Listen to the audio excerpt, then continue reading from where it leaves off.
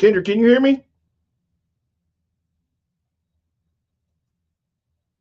I don't know what happened. My laptop just went poop as we were starting the show there. I don't know what happened.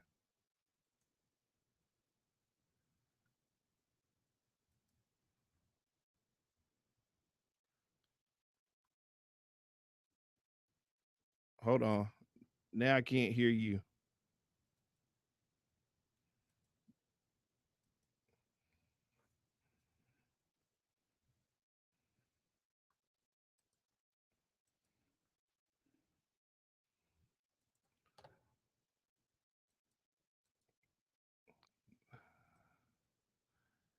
Very weird what just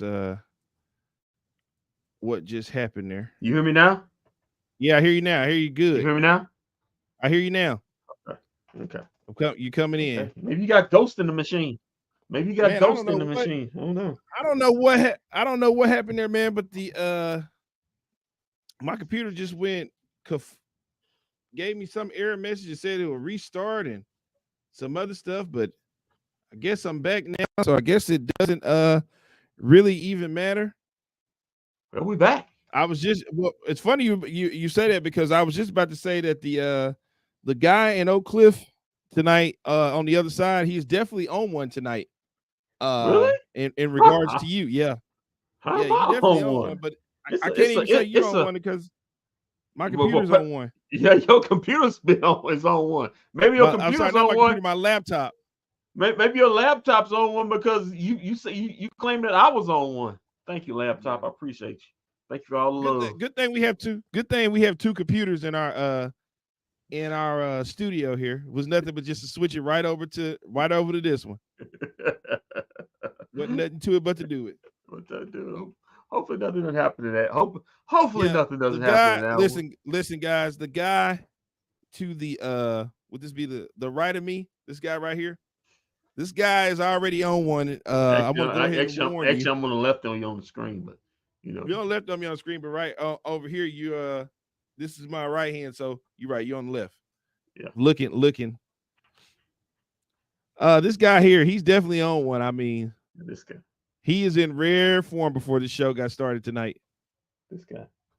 Right there. Go Texans, go Astros, go Rockets. And that should tell you how the night is about to go. Yeah, he's signed. Go Texans. Go. I don't know about the Rockets, the Fighting Nia Longs. I don't know about them, but yeah, go Texans. Go Astros, man. They do anything. I would say go Houston Comets, but they don't have a team anymore. I don't know if I want to. I don't know if I want to show them any love though. Why? Just don't know if I want to show them any love. Houston. Well, Houston, baby. Well, we got the Democratic Party going on. Beyonce. Speaking of Houston, Beyonce is going to be hitting the stage here pretty good. I actually like watching Beyonce perform. I bet you do. That's another good thing out of Houston. I don't know what you saw. Houston. I mean, Houston produced Beyonce. It's very good point by you. Yeah. Very good point. Very good point. Yeah, man. So it's a great night tonight out here in Dallas. Well, it's a great night for us. It's a great night for us. I don't know about our sports team out there. It's still it was bad. It was bad on Tuesday. Are the Rangers playing? Did the Rangers play today? No. Are they playing right now? No, they ain't playing tonight. Trust me. Yeah. Thank God they can use it. They can use the night off. It's gonna get worse on tomorrow. You're playing the best team record-wise in baseball. In the American League, so they can use the night off. Yeah, got a Dallas Stars, and you know what they was doing tonight. You know, or not doing tonight, wasn't getting a dub. So, got that. Got Cowboy news. Pandering with Beyonce. I wouldn't say it's pandering. I wouldn't call it pandering at all. Something, man. But Beyonce is part of the "I Drink Your Bathwater" crew, right there, man. Whoa, understand that. Whoa, I drink your bathwater crew. Okay. Yeah. Drink your bathwater crew. Well, somebody who a team right now. Kendrick, had they gotten that CeeDee Lamb deal done yet? What's going on? What's the deal with that? That'll be a no. that'd be a no. No, they haven't got that done. Yeah, oh my Well, gosh, she's looking good. Pink looking good. oh well. The Dallas Cowboys are going to be taking on the Chargers this Saturday afternoon at about 3:00. Yeah. Yeah. Yeah. And of course, we won't have any pre or halftime show because me and Kendrick will actually be at our respective jobs. Yeah, we got better. We got better things to do. Whoa, I wouldn't say don't say you got better things to do than to watch the Cowboys. I mean, you're not actually gonna be watching the Cowboys. You're gonna be watching some guys. You're gonna be watching some guys that gonna have on Cowboy jerseys, but probably gonna get cut that following Tuesday. Well, it's okay. But the Dallas Cowboys are going to be taking on the Chargers, and Kendrick. I don't know if Kendrick agrees with me or not, but listen, here's my thing. I honestly think that the everybody should be playing in preseason. Think that Dak Prescott should be playing. Listen, if Patrick Mahomes can play in the preseason, so can Dak Prescott. Just my honest opinion. Oh, okay. Okay. Well, I got some news for you. Well, he's a champion. You may think that way, but this is Jerry Jones' team.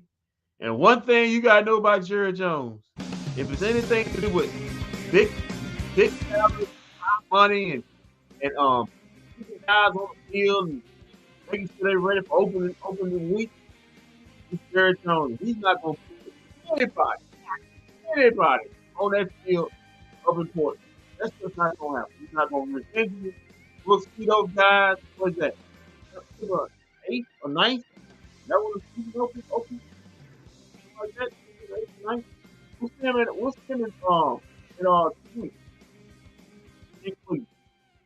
But other than that, I don't know what to tell you. It's just the way the organization does business.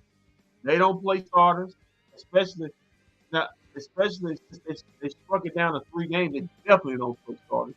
The practice is their game.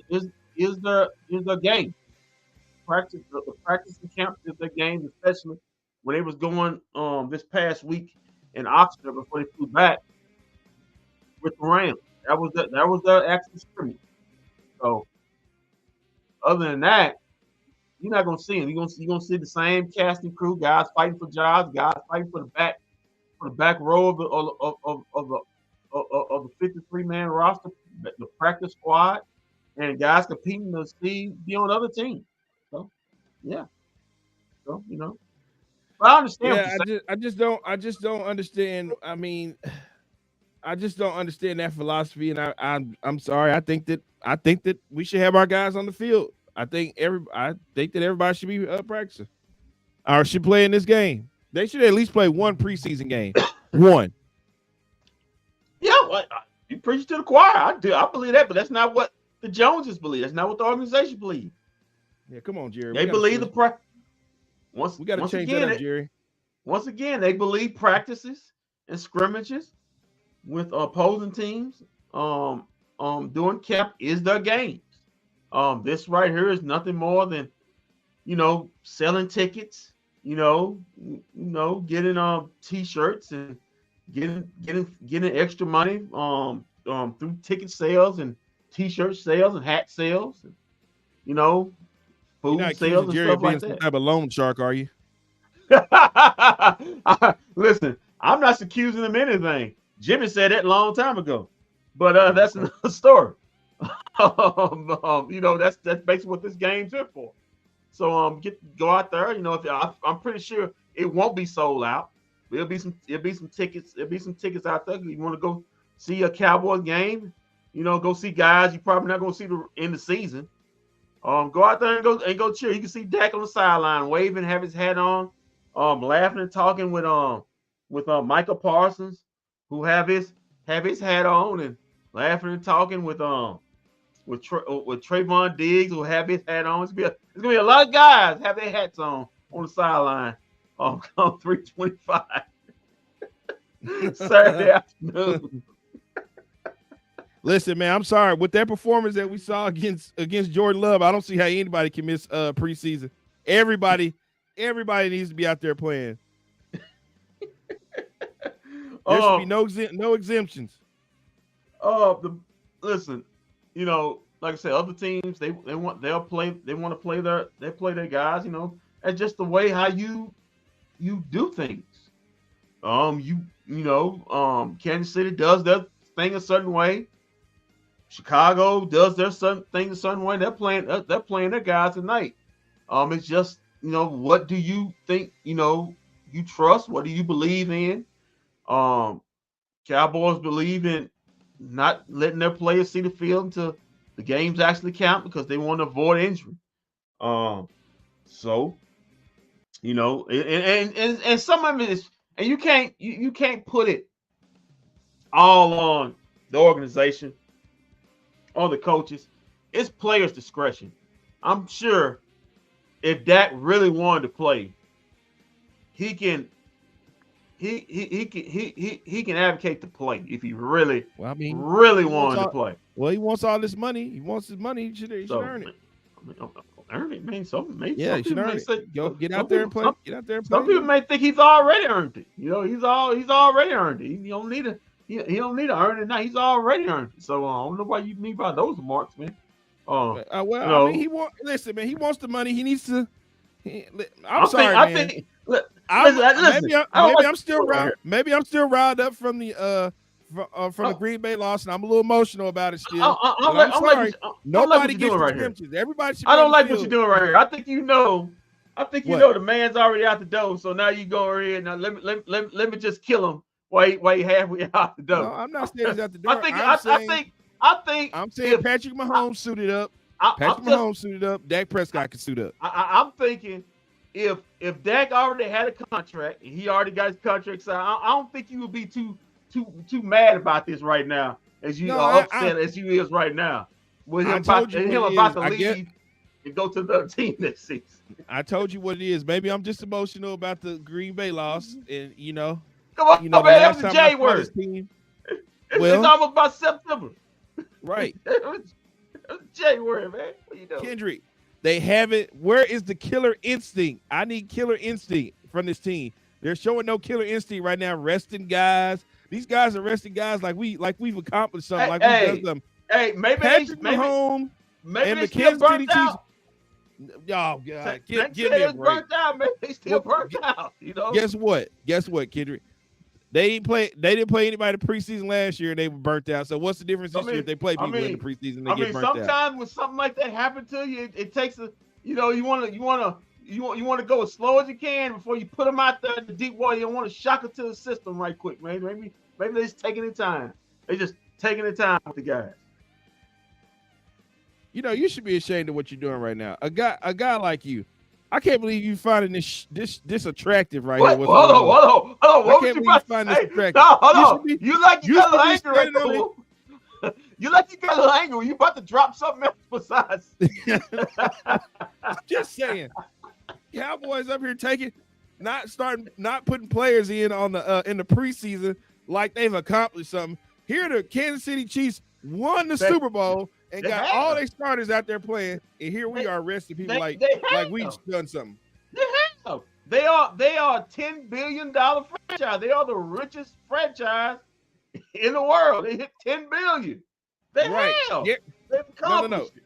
Jerry is a 10 billion. Well, they're a part of it too. I mean, they put the helmets on, wear the jerseys, so they're part of it also. So yeah, they've accomplished something. They are the richest franchise in the world.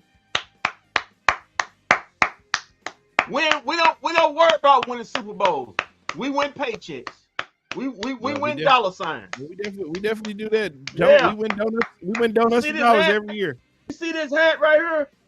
You see this hat? Right in Jerry's pocket. You see that? Where's that? You see this right here? Right in Jerry's pocket. Right there. I'm happy because I have contributed to that $10 billion right there. I have contributed to that $10 billion. Well, somebody else contributed. Didn't the Cowboys have a signing this week? Oh, did they? They had another one? Yeah, they had Yeah. signing. They signed him another defense end. Wait, what the hell's going on, Moxie? Yeah, let me go. Who's Let me go to it. Uh, who's this a shot? Who was this signing a shot at? uh, yeah. It said somebody said Cowboys have replaced nearly half of their defensive line. Although that's a good thing, or a bad thing. Yeah, okay. The Cowboys now have are about to land ex Eagle standout defender,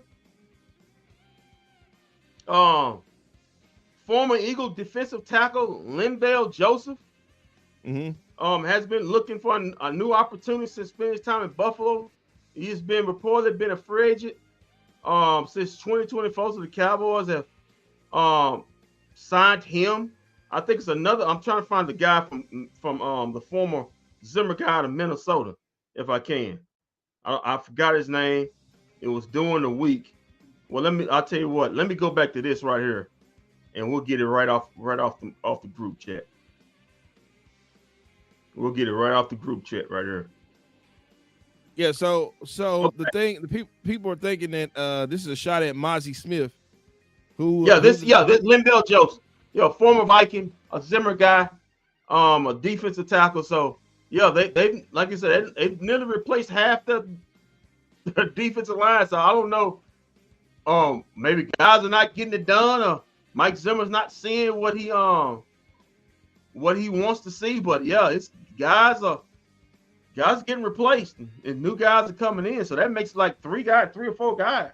So yeah, Zimmer's getting some guys he guess he feels more comfortable in. We'll see how that pans out. But yeah, guys are making deals. I don't know if it's a good sign that you're signing guys this close to the regular season. And I understand you sign them, but these guys it should be scared. These guys ain't got a job yet, and you're signing them. And they was unemployed this close to the regular season. So I don't know. right. Read Well, into that well, what you will. the thing also is that the Cowboys defense has been pretty good this preseason for it to be some backups. I mean, hell, we already got 5 interceptions. Yeah, like I said, they've been great, but like I said, Zimmer's looking for, I guess, camaraderie. He's looking for comfortability. Like I said, this guy's a former Viking. For as far as I'm concerned, the defense have played well the first 2 games. They had no complaints. They wasn't even though the Rams, the first game of the season, the Rams scored the winning touchdown. They wasn't the reason for the loss. The reason for the loss is that the offense couldn't put a touchdown on the board. They kicked 4 field goals. They basically sealed the defense, basically sealed the game against the Raiders with that 69 interception return by Keon Hall. They basically sealed the game when the Raiders were driving when the Cowboys was up 13-12. That game that took it to 20-12. That basically sealed the game pretty much for the Cowboys. And then you had Trey Lance finishing off with a rushing TD. But the defense has played, I think, has been the best position group on the field for the Cowboys so far this preseason. But they're steady churning. They're trying to find something. So it must either it's competition, or they're seeing something somewhere that they don't like. That they're getting this is 2 defensive tackles and an edge rusher they have got. So in the past 2 weeks. So either it's competition, or they're seeing something either on the practice field or in the games on the defensive line that they aren't liking. So we'll see. Yeah. Preferably Mozzie Smith. Yeah, is he Are you like everybody else? Like, Are you ready to call him a bust? No, I'm not. I'm not finna call him a bust. I know some of my compadres on this show are leaning that way, but I'm not ready to call him a bust. Listen, he had a bad first season. Okay, he had a bad first season. He ain't the first rookie to struggle in his first year. Okay, it actually does happen. Now, that doesn't mean he's a bust. We got to see how year 2 shapes up for him. And for anybody, he's not getting cut. He's not getting traded. That will be an epic failure if you cut and trade a first round pick out for the first year, that's up. Somebody's got to get fired. Somebody from the front office got to get fired. That happened. So he's going to get every opportunity he possibly can to succeed. So you got to give him this year, grade him harshly on this year. But I'm looking forward to him having a decent year. Hopefully, he learned a lot of things, especially about his conditioning. His conditioning was horrible going into the season last season. That's the reason why he couldn't get on the field because he most of the time because he wasn't in shape. For what I'm hearing, he's in shape. Now as far as on-field play, he's still not getting it done. But hopefully, in a new system, unfortunately, what do you think is holding him up? Or do they have him in the wrong position or something? No, he's a nose tackle, but you gotta understand he's in a new, and it's not an excuse, but it's kind of is because this is his second season. He's on his second defensive coordinator, right? You got to look at it like this. He's been his last 3 years of football. He's had 3 different defensive coordinators. Remember, coming out of college, he had a defensive coordinator that was different. Then he came to the Cowboys. He's on Dan Quinn, different defensive coordinator. Now he's got to make another jump from Dan Quinn to Mike Zimmer. That's 3 different defensive coordinators in 3 straight years. That's tough. I mean, I'm not now like I said, I'm not giving excuses about not having condition. That's on him. He's got to be in condition. But I'm not going to see him say him a bust when he's played for 3 different defensive coordinators and 3 different defenses in 3 straight years. I'm not going to sit up there and call him a bust. I'm going to let him give him this year and see how he does. I guess I'm not going to kill him too bad. At least he's out there playing, unlike some people on the Dallas Cowboys. Well, man, you got to let it go. I'm not going to let it go. A championship team is playing their guys. If we act like we won something, like we did something. We're not signed. Ezekiel Elliott, why he's not on the field, I don't know why. He should be on the field. Micah Parsons, last time we seen him, the Green Bay Packers, they were just running directly at him, whatever side of the field they was on. They said, run at him. Run on his side of the field. He should be on the field. Javon Diggs, last time we saw him, I think you want to rant, so I'm gonna let you go in and rant. This is the rant. Yeah. Like you getting, it's like you're getting something. So I'm giving you the flow. Go ahead and go. Go. Yes, it is. Yes, it is. Go ahead, big fella. Go ahead and get it off your shit. We operation. We operation big backing right here. I'm giving you a chance to big back it right now. Go ahead and get it done. Well, let's go. I'm just stating the facts, man. I just think that these guys should be out here playing. Trevon Diggs, I mean, he hadn't played any football in almost a year. So he needs to be on the field. Well, I mean, CeeDee Lamb, if he was a real man, he put his contract disputes aside and step on the field. Okay. Why can't he just be like Dak and say he doesn't play for the money? No, because listen. Like that man been living off Pizza Inn boxes since he got drafted. He had Pizza Hut. Pizza Hut. Okay, Pizza Hut. And listen. They taste the same, and it's not that great. They do not. Don't do that. They do not. I mean, they do not. For years, I thought it was the same people making the same. It's just I'm not even ranting, my brother. Yeah, you rant. I'm not ranting. I'm just stating the facts. Yeah, Glenn, he wants to rant. He really wants to rant. I don't want to rant. I don't want to rant. I'm giving you every opportunity to go ahead and rant. I mean, it's fine. I'm not trying to have a CM Punk pipe bomb moment. I'm just saying, just think. I got you be playing. Well, if ever CM Punk pipe bomb moment, you quit this show and go to another one, then come back 4 years later. But oh, come on, man! Don't do that to Punk. Don't do that to Punk. Well, it's true. I mean, I'm just waiting for him to quit after Bash in Berlin when he loses again. But anyway, enough about him. Kendrick, dude, we play the Chargers on Saturday. What do you see happening? We got to win out. Trey Lance is our only saving grace. We don't have to win out. Disagree again. This is not about winning. They don't matter. The wins and losses don't matter. You get mad at Dak and want to take it out on everybody. I'm not mad at Dak. Glenn. I'm glad you agree. Glenn, He's really upset with that. He's upset. I'm not with upset with that. I'm Yeah, upset with the team. it's okay. You just say it. You upset with This Dak is for last January, and you want to take it out on the rest of the team. no, I don't understand why you finding this freak show attractive. I mean, you've been holding. Listen. I You're supposed to be a understand. Cowboy fan. I You wear the understand. hats. I understand. You've been. But actually, I'm actually a Cowboy fan. I'm not Right. calling the manhood in question because they're not playing meaningless. I didn't get personal. I mean, I didn't get personal. Well, actually, say you did say if he's a real man. So, that was CeeDee Lamb. No, it's the Cowboy. I mean, that's actually Cowboy. So he's a part of the team. He's the Cowboy. So you call in some Cowboys and manhood. I mean, listen, I understand. It's okay. You're still upset. You're holding. It's been 7 months. You're holding a lot in. So I'm just giving you this opportunity on August 22nd, 2024. To get your rant on. And then we move forward. Because just like Kamala Harris said, we are moving forward. We're not going back. God. You understand? And I'm the Kendrick Roberts, and I approve this message. Go ahead, Madam President. It's Madam President to you, sir. Madam President. Yeah, that's actually she's gonna be the next Madam President. But yeah, man. I mean, listen. To each. I'm gonna say it again. To each his own. I mean, it's some of it's up to the players if they want to really push it. But the Cowboys players don't want to push it. They feel like they're getting a lot done in practice. And if they done, and if they come out and they get blown out in Cleveland, then I would criticize.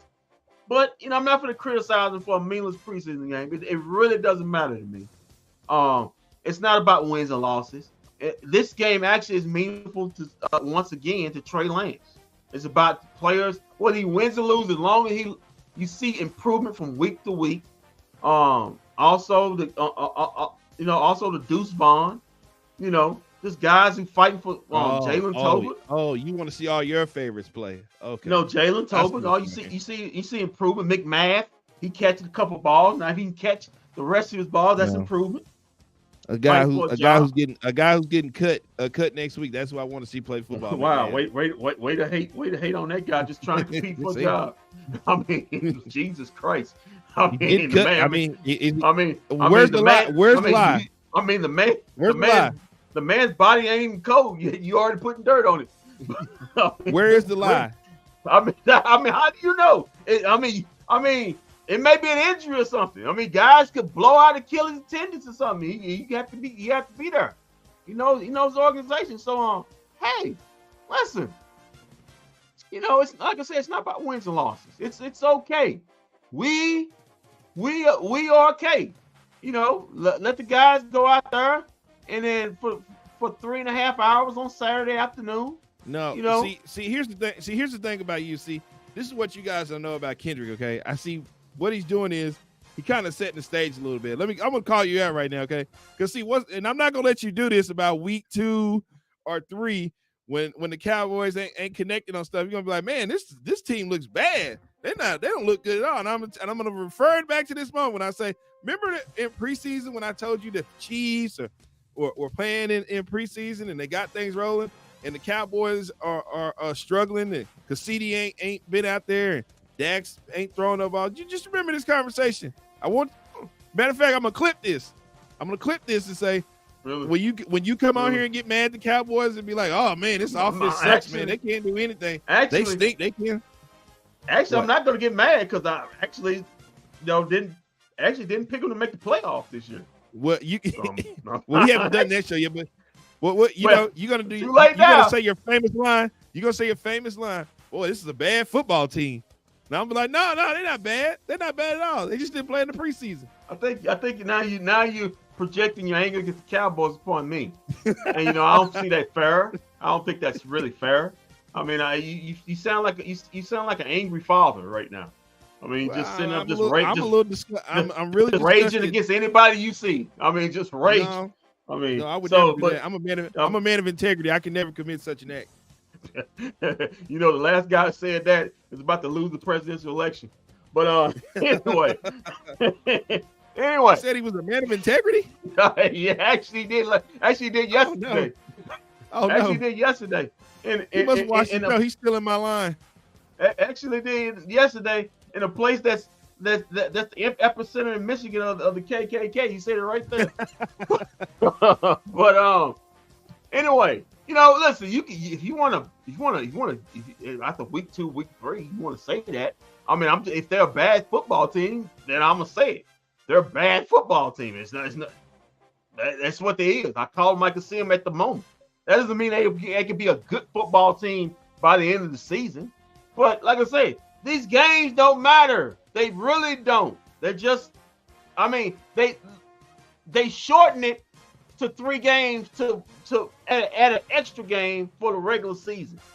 That's how much they actually like the preseason. I'm predicting, maybe in the next 10 years, it may be just 1 preseason game. They may shorten that thing up to be 1 or 2. They may show up another game. It'll just be 2 preseason games.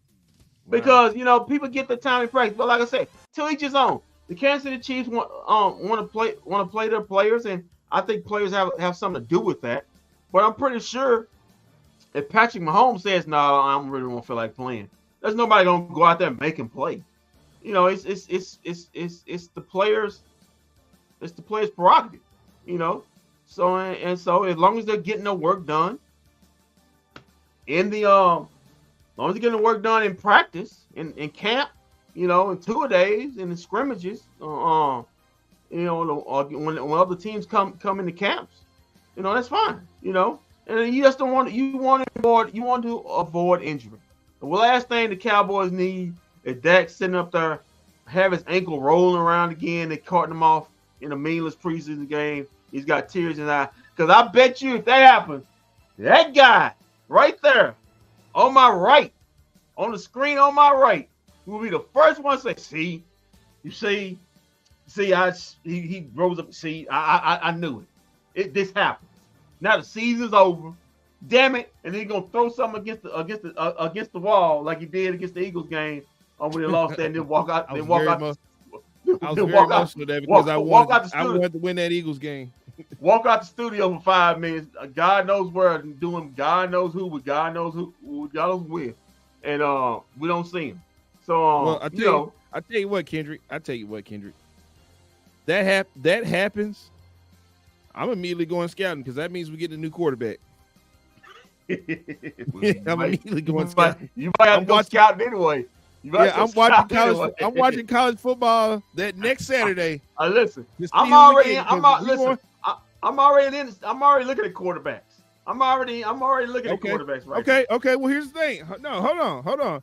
Since it seems like the organization doesn't want to pay the guy anyway, why not run him out there in the preseason? What difference does it make, right? I mean, at the end of the day, if he hurts himself, what does that mean to Jerry? Just somebody else he doesn't have to pay, right? Wow, easy choice for him. That's kind of dark right there, man. It's very dark. Do a guy out there, and if you get injured, it's just like Rocky. Rocky 4 with the Russian. If he dies, he dies. With Apollo Creed, I mean, it's kind of dark right there. I'm not saying if he dies, he dies. Well, that's kind of my mind. I always say if he dies, he dies. I mean, Jesus. I'm not saying if he dies. I'm just saying, you guys are half of Cowboy Nation. He sucks, right? Or he's ass, or he can't do this and he can't do that. What's the point? What difference does it make if he plays preseason? You don't want him here anyway. Man, you guys are ready to move on anyway. Don't pay him. I mean, I don't know if you need to be asking Cowboy Nation that. You need to be asking the Joneses that, because they're the ones got the paycheck. So I'm just saying. We know how I feel about fans. Who the good God is that? Is that Tony Parker's ex-wife? You're supposed to be, hey sir, you're supposed to be broadcasting, not looking at hot Latinas come across the TV screen. I mean, get grief, boy. Tom, a basketball player must live a great life, man. You lead that piece of, I mean, good Lord.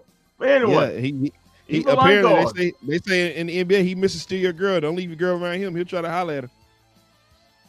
That's what Steven Jackson said. Tony, you the man. Tony, you the man. You the man. Straight out of Francis, San Antonio, you the man. But anyway, so in this game that doesn't matter, do you have anybody that you're actually looking forward to seeing on Saturday afternoon? Yeah. Like I said, it's the same. It's the same three players that I said last week. I'll switch one up. Well, actually, I'm gonna make it two players. I want to see Trey Lance, and I want to see Deuce Vaughn. That's what I want to see. That's what I want to say. I think the defense pretty much is, it play. I think it's pretty much, going to get what you're going to get out of it. I mean, you can't have any complaints about, and most of those guys are backups that's playing, so high grades for those guys. But I want to see Deuce Vaughn this second game, and like I said, this is the Trey Lance preseason. He's basically showcasing himself. If and when, and most on the top end when, he has to play next season. So he still got to show himself. He had an okay game. Maybe first game of the season. Maybe we don't need to worry about if that goes down. Sound like we got our replacement already. Let Cowboys. Damn. Okay. If he dies, he dies. You know what's funny? You know what's sad? I had somebody come in the barbershop yesterday and said to me, "Man, we should just let that go and let's use Trey Lance. Give him a shot." There are people still using that. And you said, and then that's why I feel the way I feel right there. That comment right there is exactly why I feel the way I feel. People coming up to me saying, "Oh, we could just put Trey Lance in." Okay, well, we could just put Trey Lance in. Put Dak on the field right now. Put him on the field right now. You okay? You okay? Yeah. You okay? You want an Oughta? You want an Oughta? I'm Oughta. Yeah.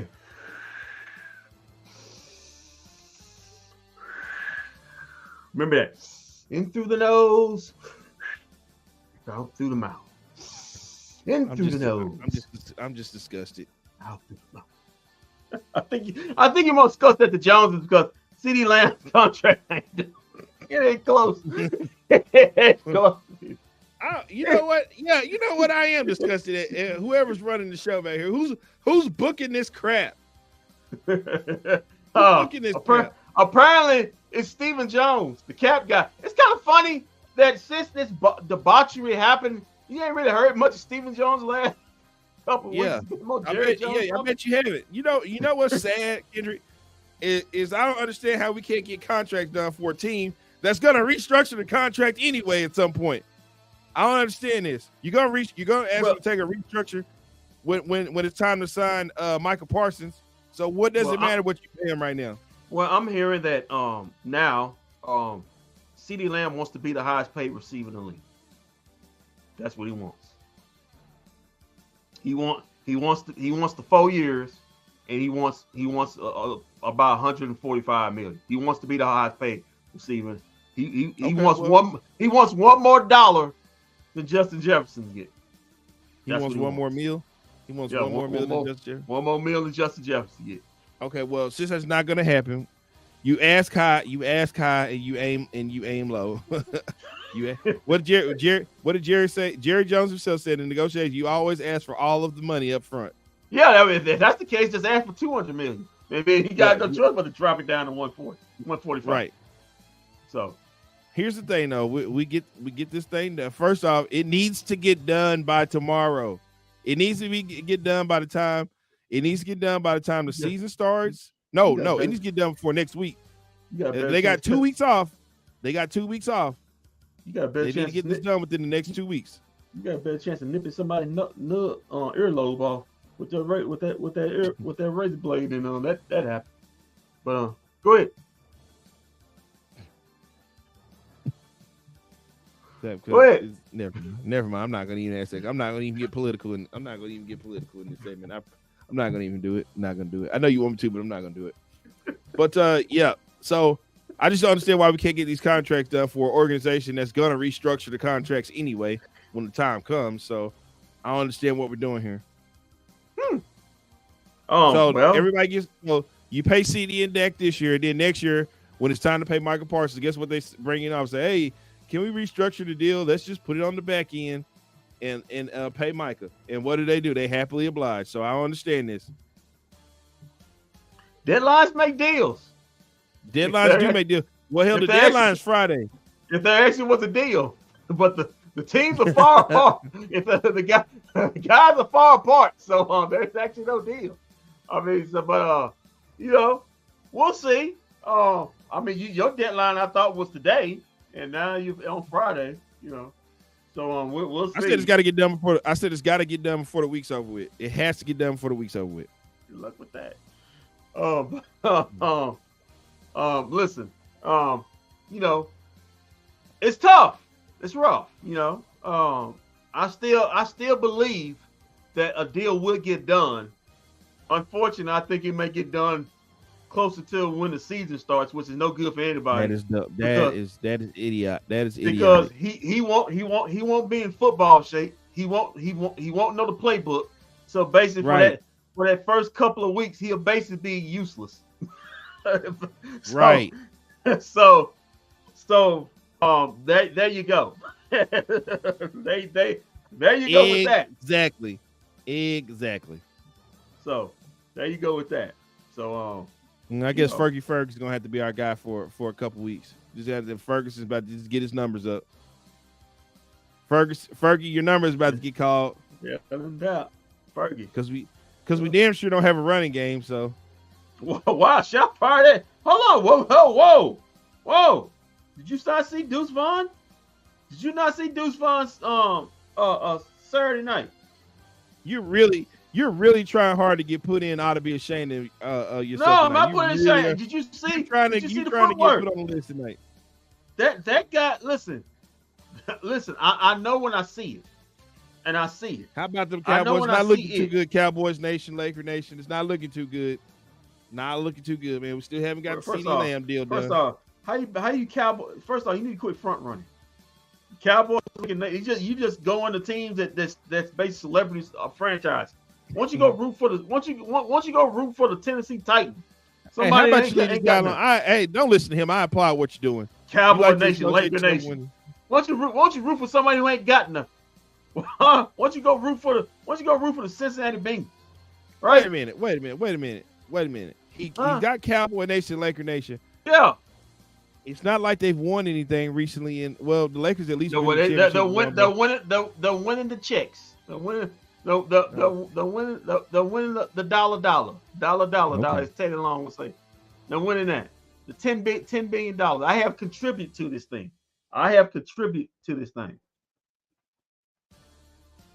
There you go. Stop tripping, dude. Respect me, cuz. I got nothing respect for you, Cowboys Nation, Laker Nation. I got nothing but love for you and respect. I do respect you. I respect the fact that you. No, you don't. You know what? You don't respect him. You don't respect what I'm saying tonight. You just all over the damn place. You okay? You okay with the Cowboys are doing? No. Instead of representing Laker Nation, once you go up north and start representing the Sacramento Kings, they're actually gonna do something in the playoffs this year. So once you go represent the Sacramento Kings. I respect you. Please respect me. Don't worry about it. Don't worry about it, Cowboys Nation. I respect you if you go represent the Portland Trail Blazers. Somebody ain't got nothing. Cowboy Nation, Laker Nation. Don't worry, man. That's easy. Don't worry about the Cowboy Laker Nation. He'll be and ought to be ashamed of himself later on. That's easy to do. I think you want to put me in ought to be ashamed of myself because you upset. You upset. CeeDee Lamb's contract's not done. Who's projecting their anger on other people? Now who's taking it out on other people? I'm actually not. I'm just letting you know. Maybe you need to ought to be ashamed on the Cowboys front office because they the one ain't got the deal yet. They the one ain't played Dak Prescott. Yeah, they the one not playing anybody. I might put my guy Jerry. It's not my fault. I might put my guy Jerry and Steven up I mean, I'm fine. I mean, it's a beautiful Thursday night. I'm about to see Kamala Harris accept the nomination for President of the United States. I'm feeling lovely today. I'm just telling you and Cowboy Nation and Laker Nation, quit front running all these front running teams. You definitely can call into the show. Just give me your email and I'll send you a link. We all know the Denver Nuggets gonna win the championship next year. Who? Did I study? The Denver Nuggets. We all know the Denver Nuggets gonna win the championship. They suck. Next year. Yeah. And Russell Westbrook is getting them the championship this year. What a key signing. What a signing. Hey, he finally get that ring, man. He finally get it. Keep politics out of sports, cuz. Yeah. What's wrong with you? getting political like this. I haven't got political. Yeah, I'm just saying I'm about to see a beautiful thing. What you got? You got a problem with you got a problem with women ruling the world? What's wrong with you? Speaking of which, we are about to see Beyonce. I do like watching Beyonce perform. She does put on a good performance. Yeah. We'll be looking for Good. that. Good Lord. Come on, Cowboys, close this thing out. Even though the starters aren't gonna play, it's all right. Yeah. But like I said, it doesn't matter. Doesn't really of matter. course, it doesn't matter to you. Listen. You know what? You're just here for the ride with this team. You got no expectations for this team. You got none. You just finally figured that out. Yeah, if they win, you're gonna be okay. If they lose, you're gonna be okay. It took you 4 years. It took you 4 years. How long we known each other? 4 or 5 years. It took you 5 years. I'm just saying, it took you half a decade to finally figure that out. I told you after the Detroit Lions game when we was at what place we was at? What place we Follins? We were at Follins for the we was at Follins. They got 1 more week left. They see was gonna be over. And then 1 more week passed and their season was over. And you was sitting there all depressed and bad. Shams was on the phone. I tell Shams, man, when she get on the phone, she's angry texting right now. She's angry texting. So and I'm just sitting there grinning, having a ball. I say like this. I've been looking up to see the Cowboys win 3 Super Bowls. I'm good. If they never win a Super Bowl in my life, I've seen 3 of them. I'm good. Now I feel sorry for you. What is it, Gen Zers? You just going through this ride with Jerry Jones. They was throwing the football at them pins kind of hard after that Cowboy game over here folding. Yeah, The football was flying across that warehouse. He actually was. I said, boy, I gotta get the hell out of here. These folks get angry like a bug. Yeah, dog, that night what? Jokers went flying, zooming across. Oh my God. Well, speaking of losing, good God. Yeah. Oh, here we go. Right here. Kendrick, slow your horses. Don't diss our Cowboys. Stop talking, Kendrick. Respect our Cowboys. Let's go. Yeah.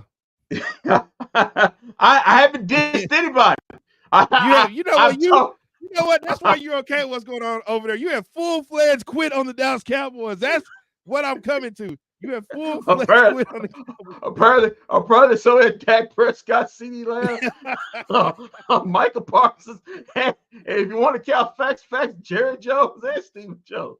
They can't get CeeDee Lamb has definitely quit. The Dallas Cowboys.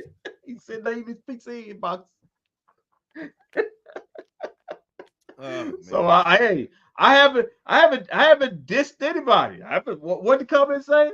I haven't respect the Cowboys. I respect the fact that they are a $10 billion franchise. I respect that fact. No, man, listen, this is probably a bad night for DFW, man. We got Jason Kidd speaking on what happened with the Boston Celtics situation. The Rangers win 1-0. I mean, they win in the night. At least they win. The other night they lose. They don't put up anything. They get 0. Expect them to get swept this weekend. They facing one of the best teams in baseball, the Cleveland Indians. Well, here's. The Guardians. My bad, the Guardians. I think I know why I'm emotional.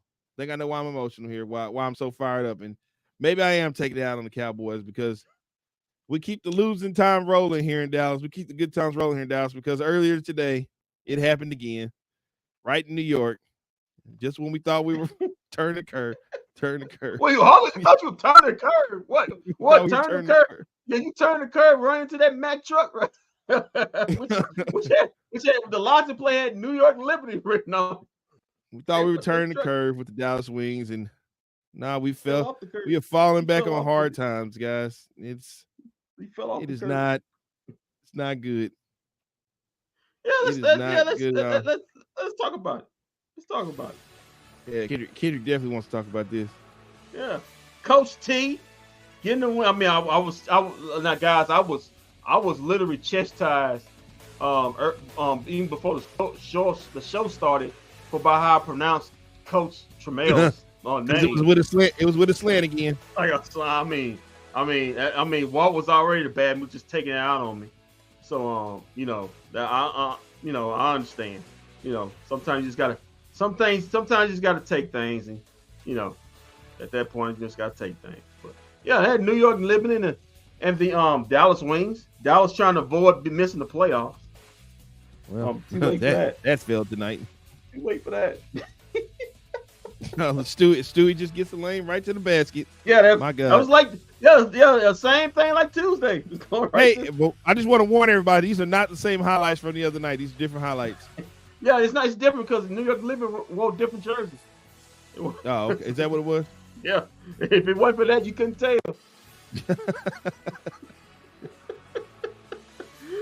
Well, Sabrina, I actually said, you know what, you guys don't need me again. You guys got this tonight. I mean, I don't even come out here and shoot no threes on this Dallas Wings team. I mean, oh my God, my God, they just throwing the ball up here. I mean, actually, tell the truth, why? I mean, do they actually need it? Why? I mean, it's one of the three worst teams in basketball. You need a rest. Don't get that rest. But it's good times ahead. It's good times ahead. At least you're gonna be meeting somebody more your size next game in LA Sparks. Whoops, sorry, that was an accident. Don't worry, I spurred you guys. Yeah, that's what the Dallas Wings said. Oops, that was an accident. That was an accident. I spared you guys. So that you didn't even need to see that. What are you doing? Are you cutting footage?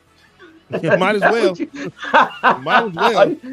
You said never cut footage. Might as well. My God, might as well.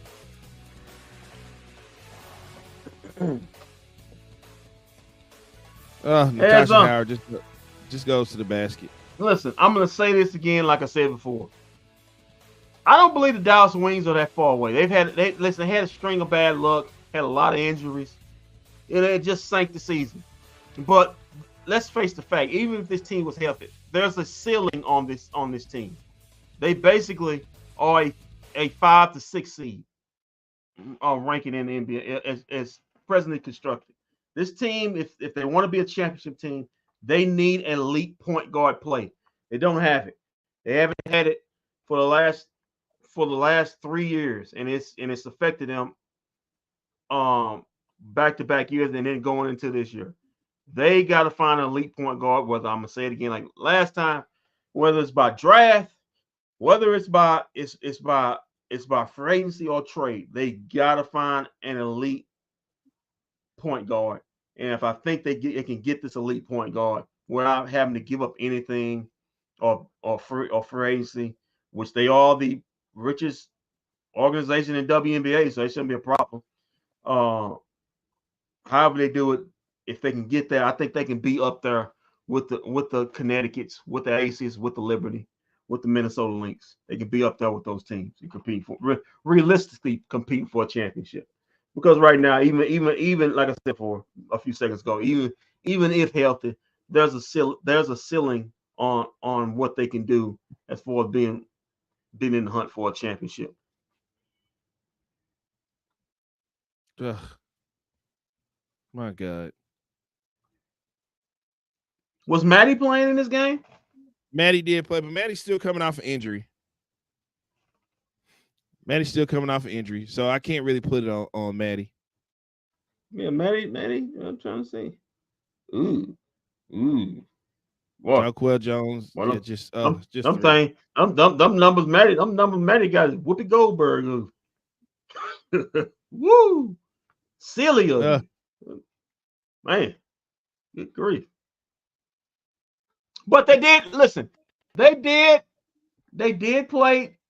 Listen, they did keep it competitive in this game. They just didn't get smoked out there. They did keep it competitive. They just it was close pretty much the whole night. You're playing the best team in basketball. You're playing a team that's competing for a championship, and that's tough. And you're playing in back-to-back games on the road. So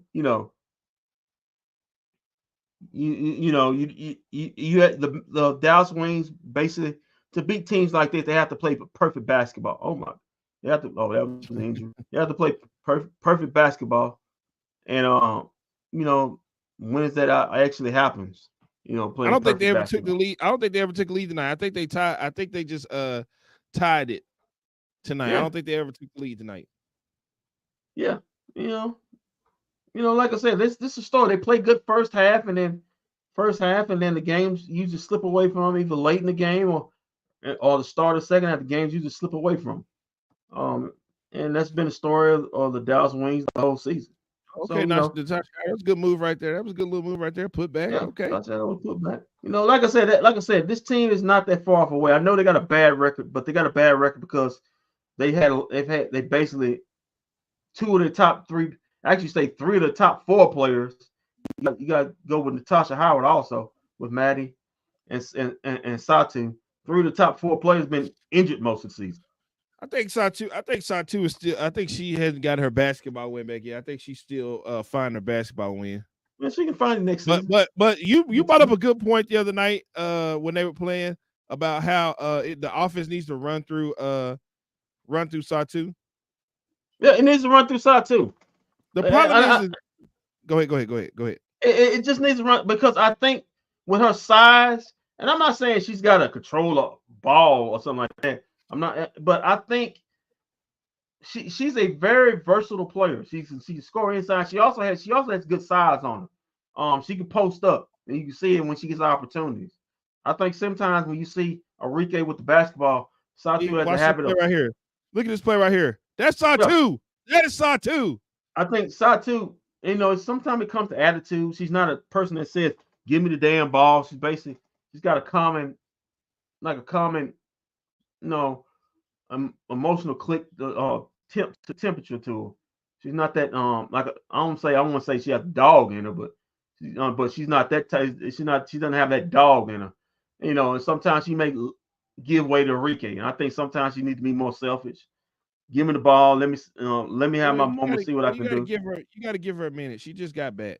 Well, I ain't saying I'm not saying now. I've seen it even last season. She kind of has attempts to, you know, fade away in games where they need her, and then she'll turn it on, and then it may be too late to turn it on. I think she needs to be more dominant. More ball hungry. That's not saying she's got to touch it every time, but she's good enough. She's big enough, strong enough, versatile enough. She needs to be involved in the offensive play when he's out there. She needs to Oh, what a somewhat three by touching the three. basketball. Yeah. Well, to your point, I mean, Enrique could get her shot anytime, but this team when they got close, you're gonna see it's been a couple times they got close. Like they didn't, they don't know how to take the ball. Oh, good layup here by JC. Um, Slow the game down and say, okay, let's get a good shot. Because They get the ball, well, Enrique just come down there, she you just know chunks over. why? I'm like, that's not You a know good why? shot. They don't have good point guard play. Watch 40-42. She When you passes it have right good here to point Tierra. when, when you have Tierra good gets point that basket. They tied. when you She have should have good been point guard play, foul. they can get you in and out of sets, get you in and out of offense. We say, hey, pull it back on self for a good shot. I'm not, like I said before, last game, Enrique and Satu, Maddie, they're not starters. They're not starters. They don't start. They're not starters on the offense. They're finishers. This team needs a player, a guard that can get Well, them they, and they, start they them in had the that. They offense. had that and they gave it away. Or they Well, cut her. Odyssey. Odyssey was maybe that player. maybe they Now maybe look they here, going 42-44. maybe Here we move go. We forward. tie the game again, right? Now watch our next play that we get right here. Okay. So she's gonna get that. And then watch, we're gonna come down here, turn the ball over. We don't get a good shot. We don't try to get anybody open to get a good shot. Now the score is back up. This is a good play by Tierra right here. Mm-hmm. If she could do more of that, I mean, this team could actually be dangerous. There's Maddie. Oh, Maddie rolled that one off. Here we go. We go back to T-Mac. And that was a foul. Okay. Now, come on, T-Mac. Got to make your free throws. And she knocks that one down. All right, now Come on, man. Look at this. I wonder if we're gonna see this one sequence. I mean, it's gonna discuss you. Oh, well, that's Stewie. You can't do nothing with that right there. That's Stewie. Oh, it's Kamala Harris. She's out there.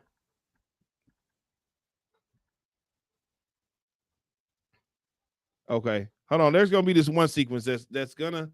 It's probably gonna discuss you. Okay. Was it? Oh God. It probably was in the fourth quarter.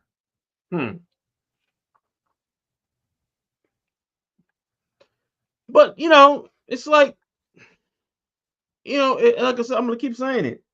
Elite point guard play matters, especially in the WNBA. Unless you got elite, and I'm not saying Enrique is not elite. She's elite, but unless you got an elite combo guard who can handle the ball, get assists, and score, I think Enrique's a scorer. Satu's a scorer. They don't initiate offense. They finish offense. And same thing with Maddie. And same thing with Letitia Howard. The scorers, the finishers. You need a elite point guard. And I'm not talking about just a point guard, elite point guard. You need an elite point. This team needs an elite point guard. I've been saying for 2 years. Elite, not no bargain basement. Hey, we just get by with this average guard and stuff like. You need an elite guard to take this team to level. If they get that, I think, my opinion, they'll be off and running next season, but it ain't happening this season. You ready to get to the stats and facts? Yeah, do that. We do have the post game interview already. Okay, don't forget that. Let me get to the stats and facts. Go ahead. Okay, let's get to the stats and facts. Brought to you by me, myself, and I am Walt Chisholm. Even though he's sitting up there fuming about his Dallas Wings.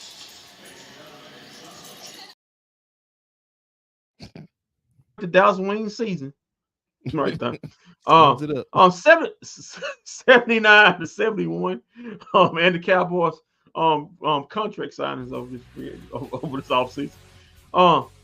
The Dallas Wings lose again, 71 to 79, and New York Liberty goes to 25 and 4. Dallas Wings unfortunately dropped 6 and 22.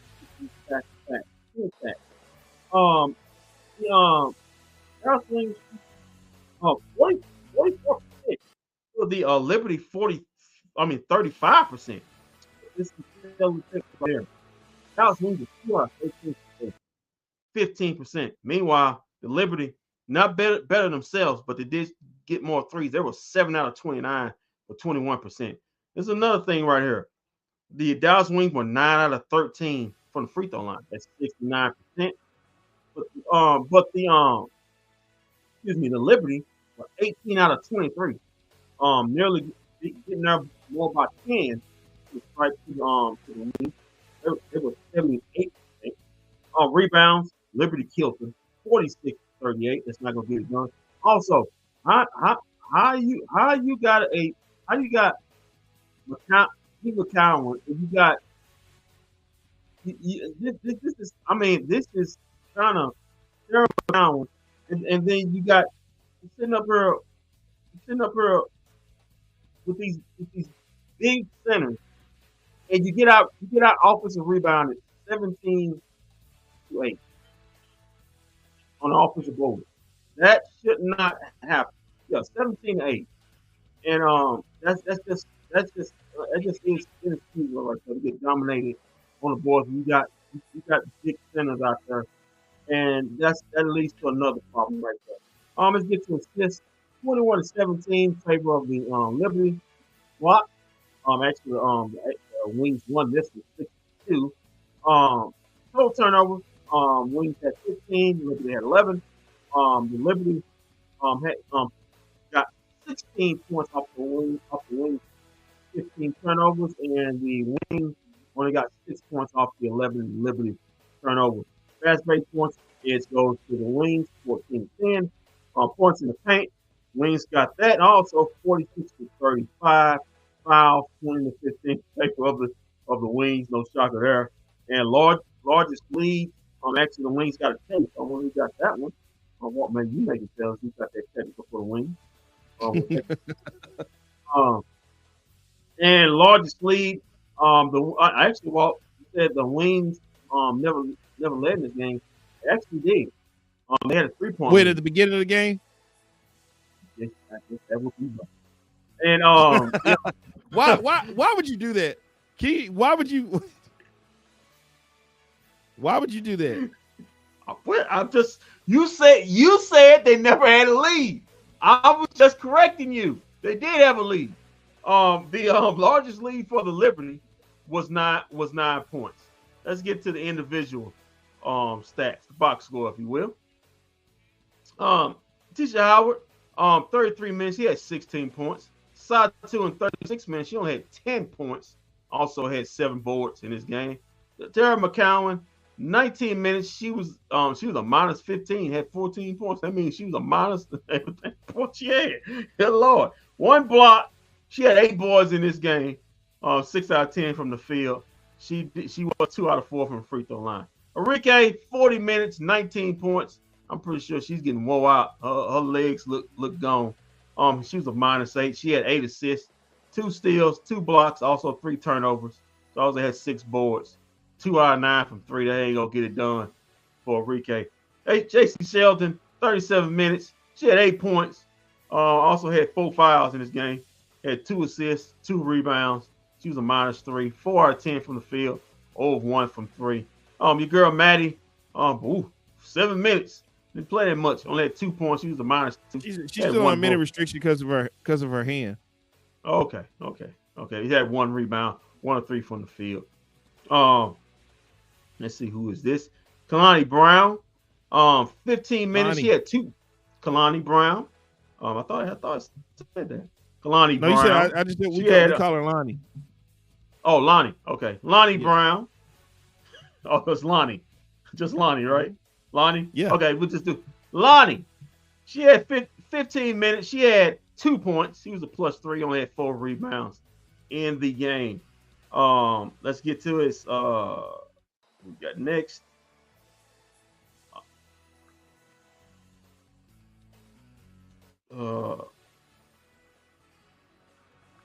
Jalen, is that Jay? Is that Jay? I don't want to mispronounce this. Is that Jalen Brown? Yeah. Is that it? Okay. I don't want to mispronounce the name. Okay. She played 11 minutes. She had no points. She's a plus 3. Had 2 boards in this game. And Uzan, 3 minutes. No point. Civi, 3 minutes. No points, minus 5. 0-1 from the field in the game. I'll just read off the New York Liberty starters. We had Stewie, 35 minutes. She had 19 points, 7 boards, 6 assists, 3 steals. She lived off the line. She went there 11 times. She's 9-11. Wow. Wasn't she there a lot the other night too? Yeah, half a damn point came from the line. You can't stop fouling. Can't get Dallas Wings.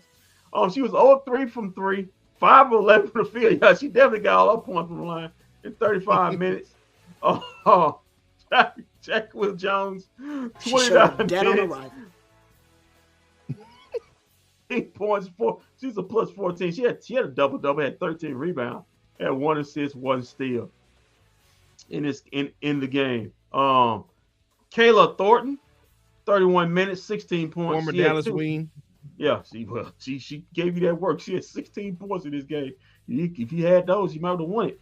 She had 2 assists, 5 boards, 1 steal in this game, 6 of 15 from the field, 2 of 3 from 3. Vandersloot, 26 minutes, 5 points. She was a plus 16, 6 assists, 5 boards. She was 1 of 3 from the field, 3 of 4 from the free throw line. And Leonie Bibic, I think that's what it is. I hope I'm not mispronouncing her name.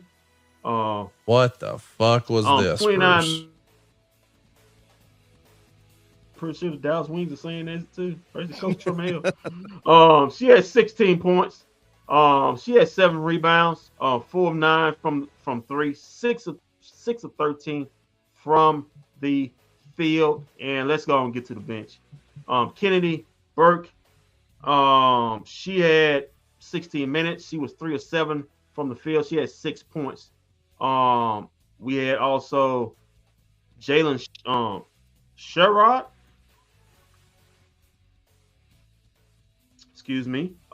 She had 4 points in 10 minutes. I'm not going to even try to pronounce this name.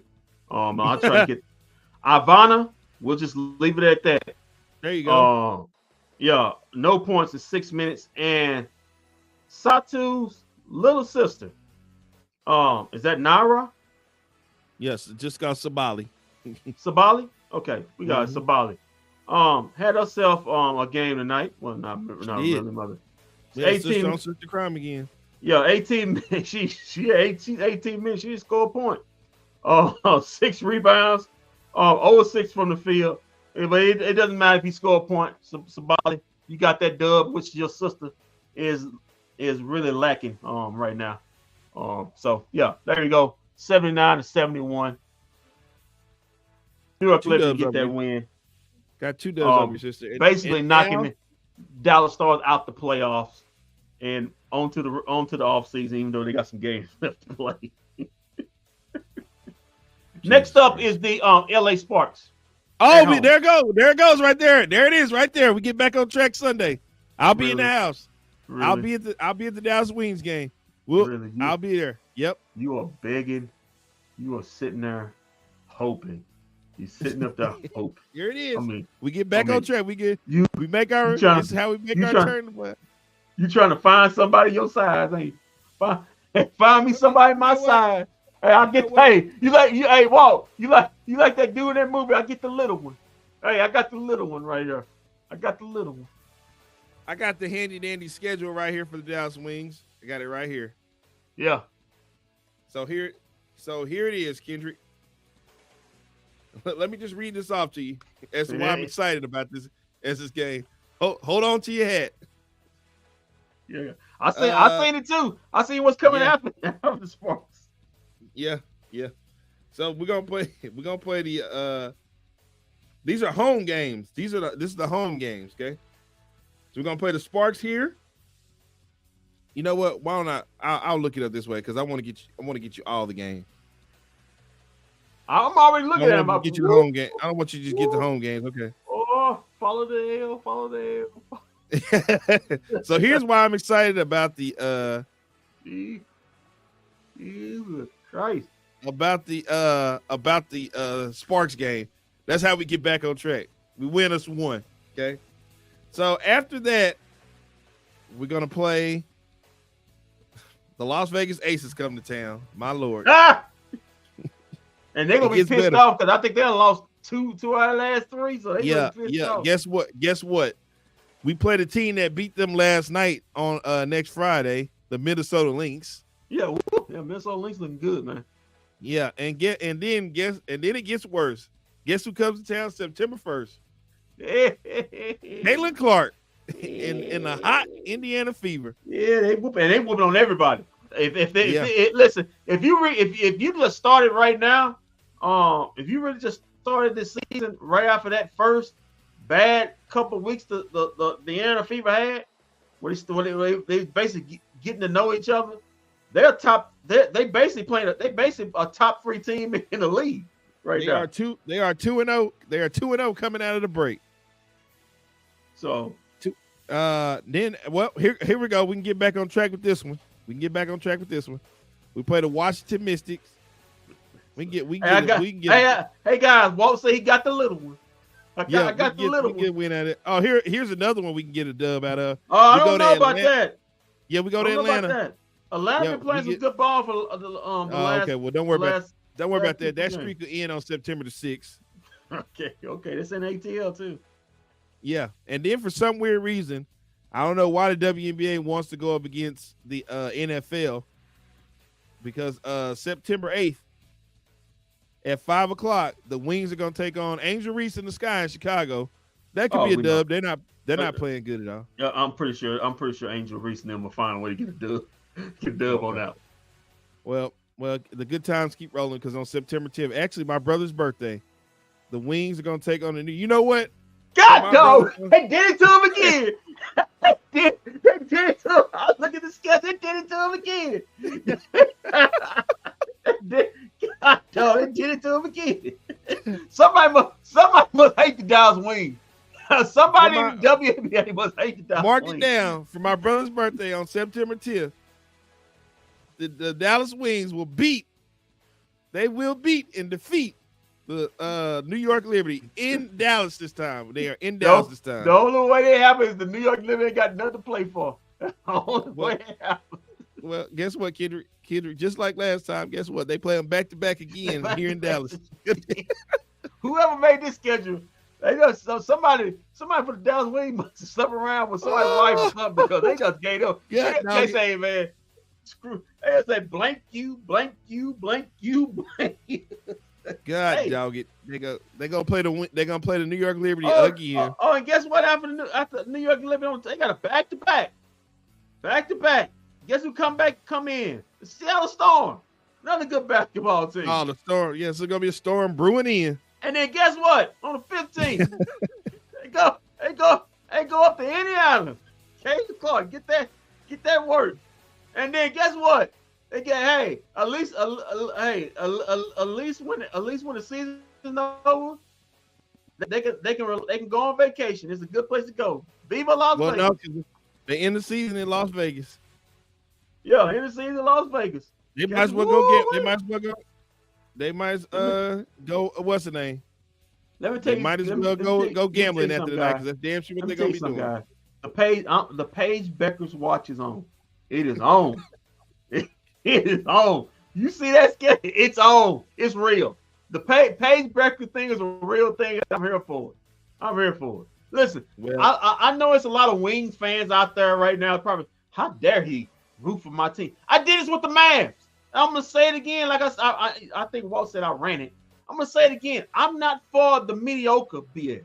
Either you're gonna be good, either I want you to be really good or really bad, so you can get a top draft pick, a game-changing play. I'm not here for you to try to just climb up, just try to pick your head over the top of the cliff to get somebody to kick in the head and kick you off the cliff. 800 feet down to your death. No. Yeah, listen, if you're gonna be bad, be bad. That way it can pay off in the end. If you're gonna be good, then be really good. Just don't be on that mediocre train. It does you no service to keep fighting for games.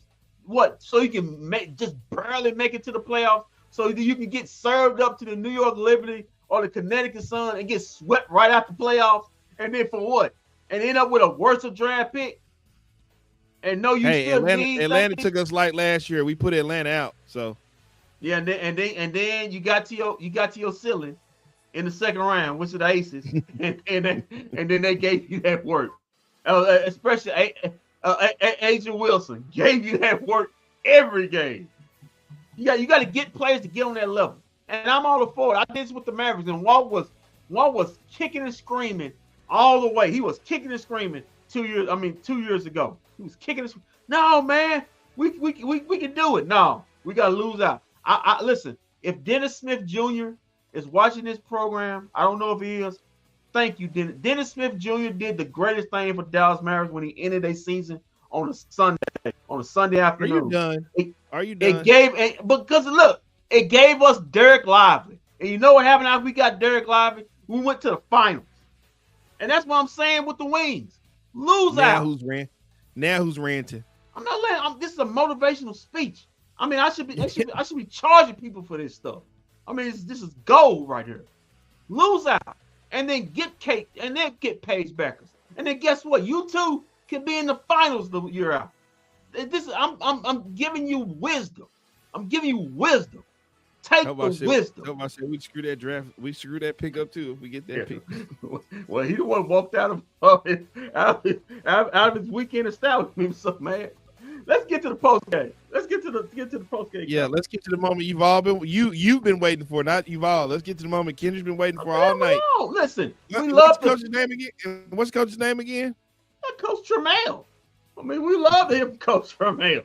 Coach T. Such a slant. It's not slant. Slants are plays you run in football. This is basketball. Let's go to Coach T. Let's go to Coach T, Natasha Howard, and JC Sheldon right here and hear what they had to say. Oh, no Satu Enrique? What happened? No.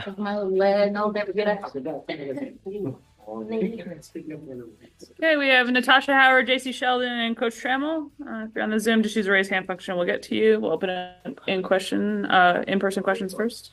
Sure. Just, obviously facing this team twice in 3 nights. Tasha, starting with you, how big a challenge are you going internally, in the paint, and how much more of a challenge is it even than last year as these guys have gotten to play together for a second year? I give great credit.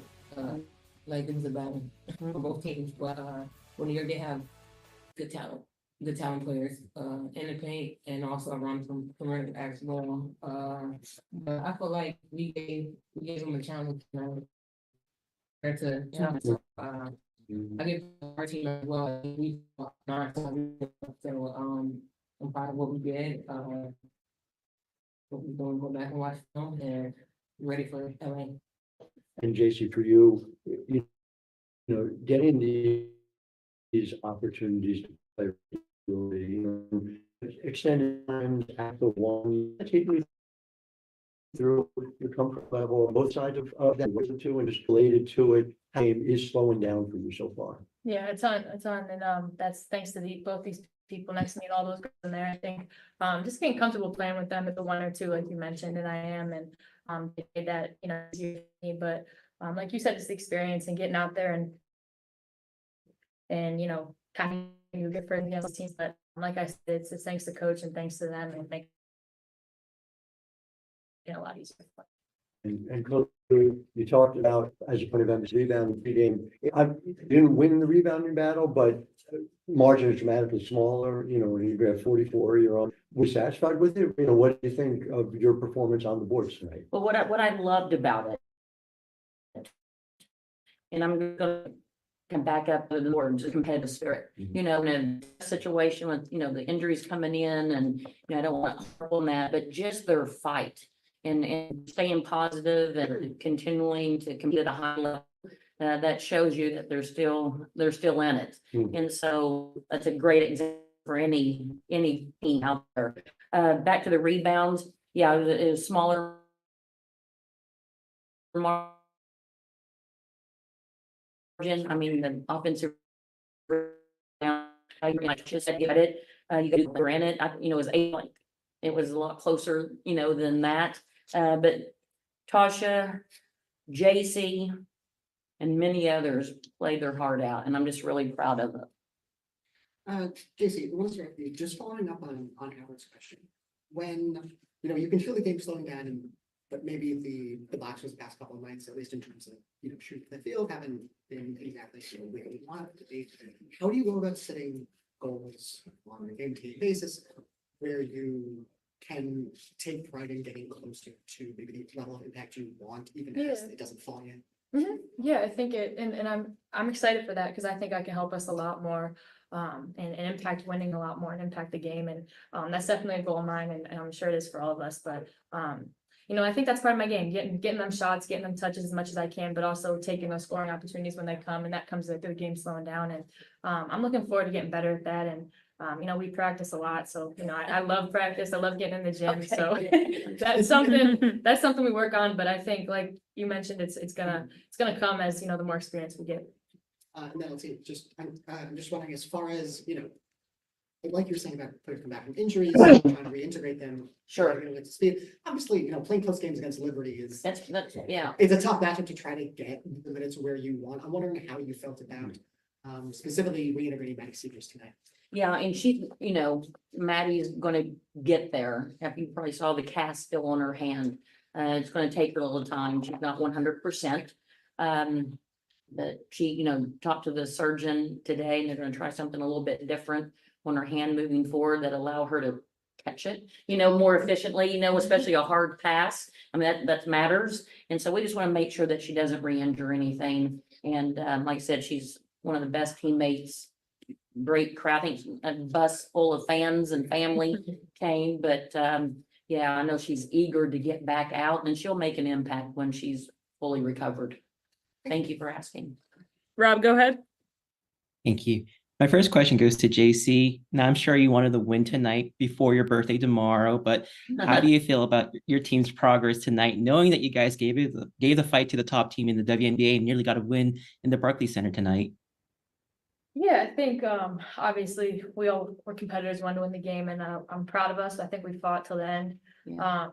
Looking back at the first time we played them, I think we made a lot of adjustments, which I'm also proud of, and we can build off of it moving forward. We got LA coming up, but obviously we want the win. But like I said, I think we can learn from this and grow from it. For sure. And Coach, kind of feeding off what JC just said right now, with games that come down to the wire like this, even though the outcome wasn't favorable for the Wings, how much does this feel your team knowing that you can compete against a team like New York and try to close out this season on a strong note? Yeah, I mean, that's something we talked about immediately after the game. I mean, New York is the #1 team in the league and currently the team to beat, and we 8-point game. Now we're not satisfied. I mean, we're going for the win, obviously, but moving forward, I'm sure New York will hate to see us again. We have them 2 more times at home. And that's another thing too. We have 9 games or 6 in a row at home. And so that's going to be tough for anyone coming into CPC with our incredible fans. Thank you. Okay, any more questions? I would be remiss not to ask these two. JC, how you intend to spend your birthday to celebrate? And Tosh, I haven't gotten to talk to you about Basketball Wives and how you felt that all. I watched it the other day. That's going on. It was fun. Credit to my wife that they asked her to do it. So, but it was a fun experience. But you guys gotta watch it though. So it was fun overall, just fun. And JC, you get to have an off day too. Right? Yeah, I'm not a big, I don't like attention or anything with birthdays, but I'll probably hang out with these girls. That's about it. We got one more from Rob. Go ahead, Rob. Sorry, one more. Yeah. So JC, I know you have a new endorsement deal with that shoe brand, and it's so cool to see the activation behind it. With the power that rookies like you have to have your own voice. What does it mean to you to have your own shoe line and have your input into that? Yeah, it's pretty cool. I've gotten to know those two really well at Holo, and they've been great to me and my family, and I'm just looking forward to continuing to work with them. And you mentioned equity, and I think that's huge, and especially for women athletes, I think it's something that's you're going to see a lot more, so it's really exciting. Awesome. Thank you. Thank you, guys. Thanks, everyone. Kendrick, before you, I know where you want to go.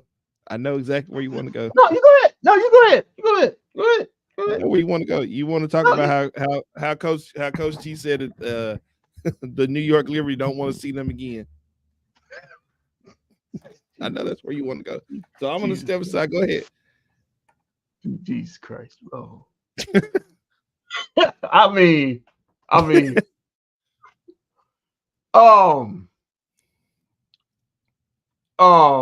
listen, we put fear in their hearts. My coach is right. My coach is right. I know you're trying to get some kind of I guess you quote little victories or little wins, but There you go. The New York Liberty aren't thinking about you. And listen, they weren't thinking about you. Point they were arresting people both games. So I don't know. I guess maybe she's trying to give motivation to old players. Maybe that's to me that's kind of a desperate person. I mean, listen, you got thumped in the first game. You within basically arm distance. They kept it arm distance in the second game. To sit up here and say they don't want to see you, you don't have to worry, because other than 2 more games, they ain't gonna see you all the rest of this season. So I mean, I mean, I guess you got to get little victories on this small hill. You try to plant your flag on, but that's fine.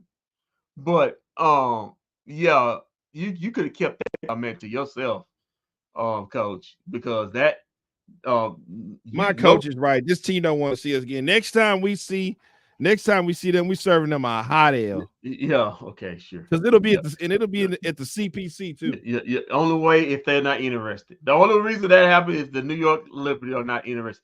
This is a basketball team that made it to the finals last year. Had the second best record. The year before that, I think they had the second best record. Now they have the best record. They have been one of the top 2 teams over the last 3 years in basketball. But you saying they don't want to see you. Coach Tremmel, they not thinking about you. They were sitting over there doing, I'm looking over at the bench at the end of the first game.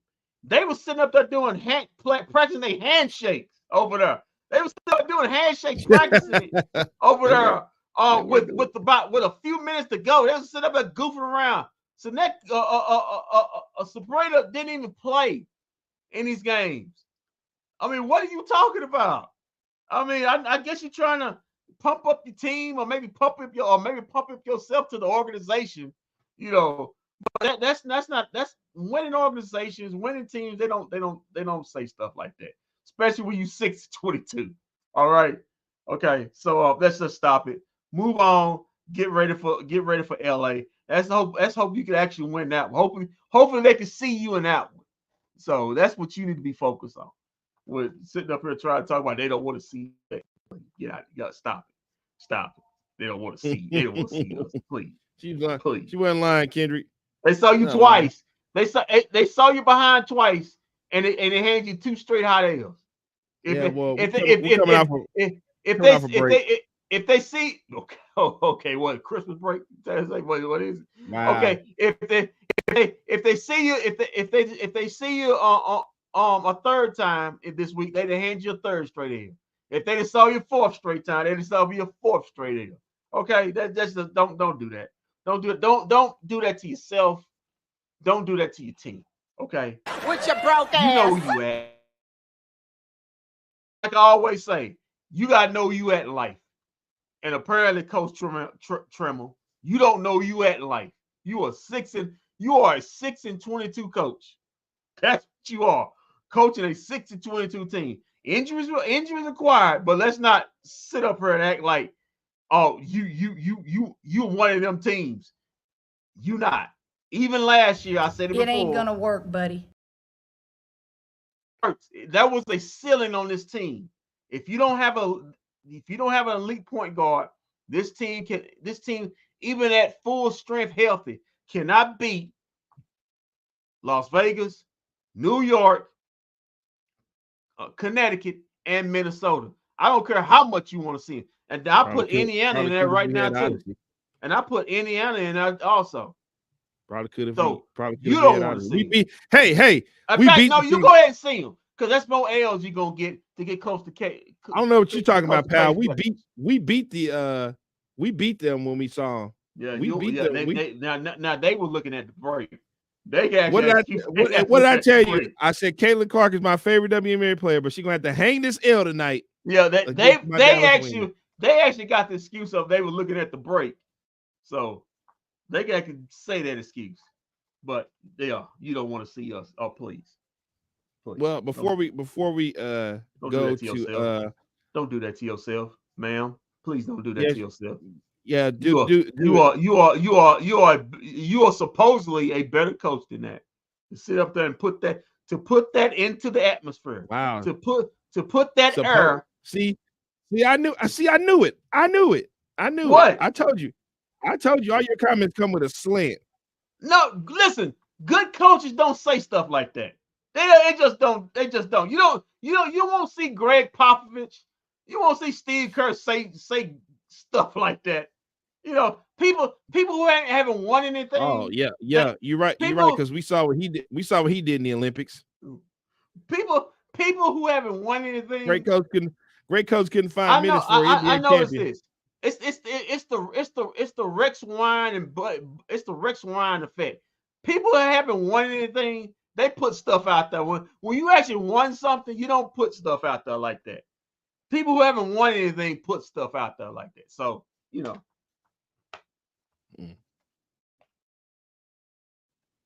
And that's what this team is at. That you don't give a fair shake to here in Dallas. You just don't give any. You want Mike McCarthy? You know what? You look at that. You don't like it. You look at that right there. Any of our coaches in Dallas. You look at that right there. Look at that. You look at that. You look at that. Look at that. And you look at that. What? Right there. I don't give a fair shake. They got more stickers up there than anybody. What's that to do with the coaches? I mean, no. You don't give a fair shake to the coaches. You don't give a fair shake to the coaches. You don't like any of the coaches here in Dallas. You want Mike McCarthy fired. No, that's not true. No, that's not true. You rolled Jason Kidd off season. Now you trying to come Coach Trammell. Whoa. First of all, my name is not Shams. Okay, my name is Kendrick. My name is not Shams. Look out, Bruce Bochy. Look out, Bruce Bochy. You next. No, Bruce Bochy's cool with me. He won championship. He's cool. I'm not the guy trying to run him out. I prophesied. I told you guys that the Texas Rangers were going to suck this year. It's only a matter of time before you stab him in the back too. Okay. Stab him in the back. But who am I, Brutus? And he sees or something? We talking about it's the eyes of March or something. Stab him in the back. Yeah. It's only a few minutes before you come up. Benedict Arnold with him too. Come on, man. That's some sucker stuff. I don't stab nobody in the back. If anything, I'll stab you right in the front. But listen. Yeah, we know. Given what you said about Coach C, yeah, we know you'll stab somebody right in the front. My God, who's ranting now? She's the one that said that said you don't want to see us. Like somebody's supposed to be afraid of a 6-22 team. I mean, you 60-20. And I just point the point. I believe the kids call that standing on business, Kendrick. That's exactly what she did. She stood on business tonight. It ain't much business to stand on there. You may be standing on the cover. Oh wow! Look at you! Look at you! I'm just saying. Winning coaches don't say stuff like that. When you win it, when you have won in the past, or if you won a lot, you don't have to say stuff.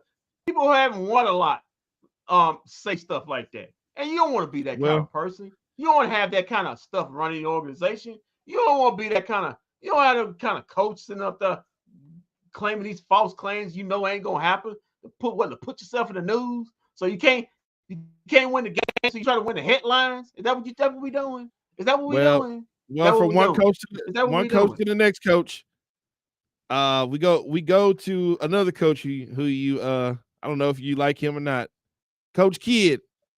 You're very familiar with his word. I'm saying again. I'm saying again. I'm not Shams. Okay, I'm not Shams. The wrong black person, and I'm not. I'm actually a male. I'm not a female. Wrong person. Oh, okay. Right? Yeah. So, Coach Kidd, I do not have breast. I do not have breast. Okay. Oh, wrong gender. Okay. Wrong gender. Wrong sex. A coach who you start liking and giving a fair shake to probably this season before Wow. Wow. You ready? Wow. You used to run him down. You used to run him down too. Yeah, you used to run him down. Well, he gave some comments about what happened in the Boston Celtics series. Do I look like your boy Nick Van Exel? Do I look like am I the white guy? Nah, you didn't go as hard as Nick Van Exel, but there were times where you were on my coach's case. How was on his case? I wasn't on his case. Yeah, there were times where you stabbed him in the back too, but there were times. What were those times? Yeah. Right? What were those times? Let's hear what he had to say about what happened with the Boston Celtics. You got dates to go with them times or something? Yeah, don't worry, we'll bring it up. Let's go to Coach Kidd real quick. Hear what he had to say. Full of shit.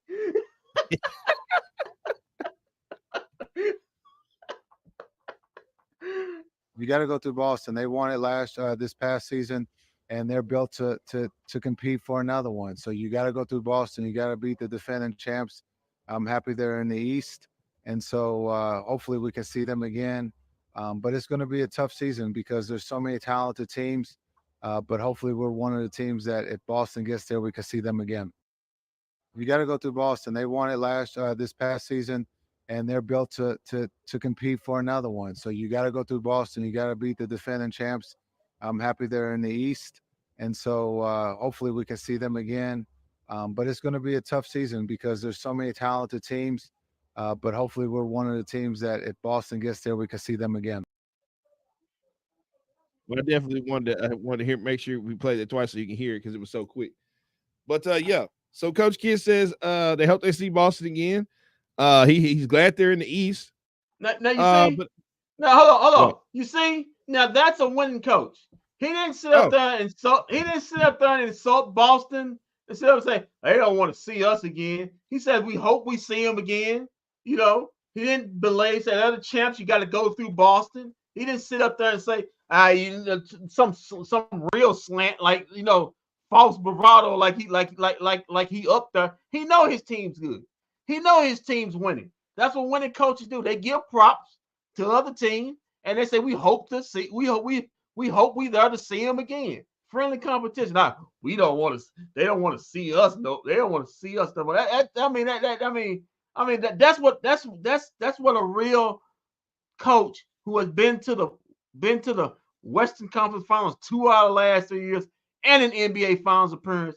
A guy who has won since he got it. That's what a elite coach does. That's how they handle their business. That's when you know a coach is winning, and that's what you're seeing right there in Coach Kidd. Okay. Well, he said that it's going to be tough in the Western Conference because of talent. Right now, the Mavericks start off as the #1 team in the Western Conference right now. I mean, other than OKC and the Timberwolves, I do have the Mavericks in the top 3 in the Western Conference. Well, don't look at ESPN because they barely got them 5th. Whoa. So they barely got them. Talking about disrespectful. I mean, I'm basically 5th. So they according to them, they got the OKC, Minnesota, Denver, and the shock there, the Phoenix Suns. Know what that's about? They didn't do anything this offseason. I don't know what that's about, but yeah, the Phoenix Suns didn't do anything this offseason. Yeah. That's crazy. So we got that. But I got in my top 2. I think them and OKC did the most as far as impact in their team. I can switch them either way, whether it's 1 or 2. You pick. Anybody picks. But I think after then you got Minnesota, then you got Denver, and I don't have Phoenix there. I got like I said, I got the Sacramento Kings. I think. However, though, I do not have the Mavericks coming out of the Western Conference. I actually got the Timberwolves coming out this year. Yeah, I'm not saying that. Listen, the West is always going to be tough. Now, the East is going to be more top heavy than also on the East. I think you got 4 legitimate teams. I mean, in the West, you got a lot of great teams, a lot of unknowns. Walt, you got, like I say, you got. I think you got the big 3. Then you got Denver, and then you got some unknowns. You got Sacramento. You got Memphis. You got the Lakers. You can put Phoenix in that next group, but it's gonna be tough. From the start of the playoffs, you're not gonna get an easy. You're not gonna get an easy. I would say easy draws. From if you play 8 seed, you could draw the Golden State Warriors or the Lakers or the New Orleans Pelicans. Everybody gonna present their problems. So, but I do know this. I would like the Mavericks to get a top 3 seed to have home court in the first round. I would like them to get a top 2 seed. Because I don't know if the Mavericks can go on the road. That was a magical run. Going on the road, you don't see too many teams start on the road from a 5th seed. They was on the road basically all series long to the finals, which they made it to the finals basically being the road team. You don't see that too many times, but that shows the depth in the West and how good the Mavericks were playing at the time. But I wouldn't want to try to do that again. I think the Mavericks owe it to themselves to try to get a top 2 or 3 seed to at least give them home court at least through the first 2 rounds of the playoffs. At least you get a game 7. If it happens to go there against a good team, you'll get a game 7 in your own building. Yeah. Excuse me. Yeah, I mean, I agree with that. But I mean, I understood where he was coming from. I respect where he's coming from. I mean, Boston. Let's just be honest. Boston had an easier route and an easier ride to the championship this year. Yeah, I mean, a lot of guys got. Listen, you gotta understand. Giannis got injured. Embiid stayed injured. And then Jimmy Butler got injured, and then the Knicks was injured all year, and then all of a sudden the Indiana Pacers, and there's no slam on the Indiana Pacers, but if everybody was healthy in those playoffs, I'm talking about all the teams were healthy. The Indiana Pacers don't get to the Eastern Conference Finals. There's no disrespect to them. That's just the way it is. If all those teams were healthy and not injured, the Indiana Pacers don't sniff the Eastern Conference Finals. The Boston Celtics get a better opponent, but that wasn't the case. Injuries played a part. That's the way sports go. But they got there. So, like you said, Boston Celtics had an easier route to the finals, other than the Mavericks. But like I said, the East is going to be top heavy. I don't know if I see the Boston Celtics winning 60-something games. I think because they've won it, and maybe you see a kind of when you see like a breather, they may take. I'm not gonna say they take the season lightly, but they may feel they don't need to have a home court throughout the playoffs this year. You may see them as a 3 seed or a 4 seed and think, hey, we're good enough. We can beat anybody here or there. We're the champs. I think the team that you can look out for in the East is the New York Knicks, and also a sleeper team that I think you can be on the lookout for is also the Orlando Magic. I think those two teams can improve their seeding. In fact, I do think the Knicks will have the best record in the East. They may have the best record in basketball because you can see where they can win 60-something games, but in the West may have the better teams, but because they got 9 or 10 teams, they're knocking each other off.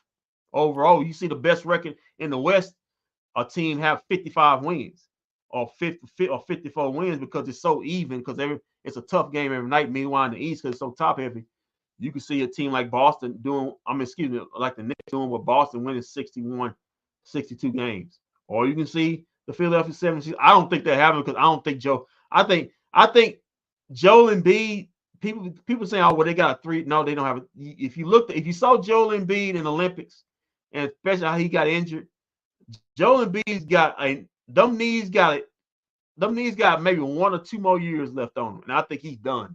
So they got to get this done. The 76ers got to get this done now, like right now. Right now, because in the next couple of years, I think Joel Embiid is gonna be done as a basketball player.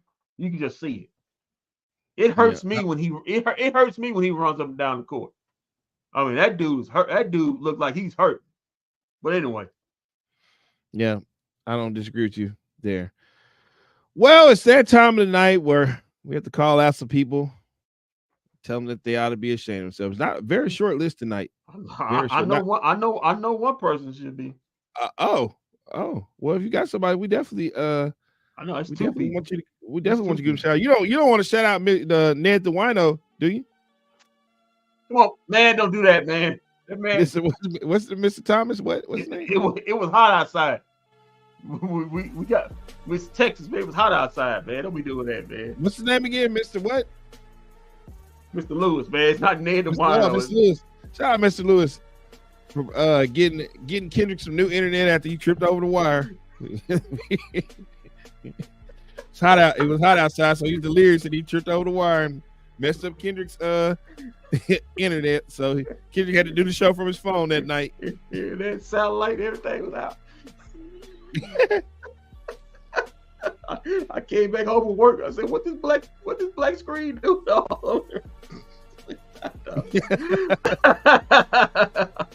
He got the Oh, error message of death. At the 771 Yeah. code on it. Yep. Oh, man. Well, All Kenny, right. Did you want to go first? Who did you want to? Yeah, put man. I on the want to, man. You should be ashamed of yourself. I'm gonna go right from the start. We just left the coach, Coach Trammell, telling the best team in basketball, you don't want to see us. They did see you, and they handed you 2 high L's right back to back. Just because you were closer in this game don't mean the thing was different. They respect you so much they ain't play one of their best players. So Coach Trammell, you should be ashamed of yourself. Winning coaches don't do that. Coaches that are losing do that stuff. I thought you was better than that, but you should be ashamed. Next, going on to my next. Oh. Wait, Before you go there. Real talk. You gotta be ashamed of yourself. And this goes to a person really close to us, Walt. In fact, he's right next to us. Oh. He's right next to us. He's so next to us, I can look to my left right here and see him. Cowboys Nation, Laker Nation. You should be ashamed of yourself, buddy. I mean, how in the world you gonna sit up here and cheer for 2 front-running teams? Not only 2 front-running teams, 2 front-running teams who basically ain't gonna win nothing next season. What, because of the Cowboys and because of the Lakers? Why don't you sit up there and cheer for the Sacramento Kings? Why don't you cheer for the Houston Texans? Why don't you go for the teams? I mean, what have the Cowboys given you? What have they actually given you in 30 years? What have the Lakers given you? They gave you 1 title. Right. So you want him to quit. So you want him to quit on a team like you did. What? So they gave you one. They gave you 1 team in the bubble. They gave you 1 title in the bubble when everybody was sick of Kobe. They gave you nothing since. You should be ashamed of yourself. Those are not real teams. Those are celebrity teams. It counts. I mean, it's not winning anything. Cowboy Nation, Laker Nation, just front running up for days and days. And there's nothing wrong with front running. As a guy like me, I can appreciate some good front running. I'm pretty sure you do, Walter. You've been front running since '89. Yeah. Cowboys Nation, Laker Nation. You should be ashamed. Yeah, I'm not giving him out to be ashamed. You ought to be ashamed of yourself. Hold on. Don't give him the you ought to be ashamed of yourself. Give you the ought to be ashamed of yourself and not giving him the you ought to be ashamed of yourself. Click it right now. Click it right now. Click it. Click it right now. It's not for you, Cowboy Nation and Laker Nation. It's for Walt Chisholm for not giving you that shit. Click it for yourself, Walt. Do it. Do it. Better about well, thank you, Donald Trump. Kendrick, we go out to you see them tweets he doing right now? We go out to Indiana this past Sunday. One of my favorite WNBA players was playing a game and was whooping up on the team. And well, let's just say after the game, I don't know, this is in the 4th quarter. She was going over to get the crowd hype, and then this happened. This happened right here by Skylar Diggins to Caitlin Clark. You need to take a look at this. I don't know if you've seen this yet. In her home arena, this is what Skylar Diggins decided to do after Caitlin Clark came down there and busted on him and got the lead going. Oh, wow. Did you see that, Kendrick? What, she pushing? Let me show it to you again if you missed it. Hold on.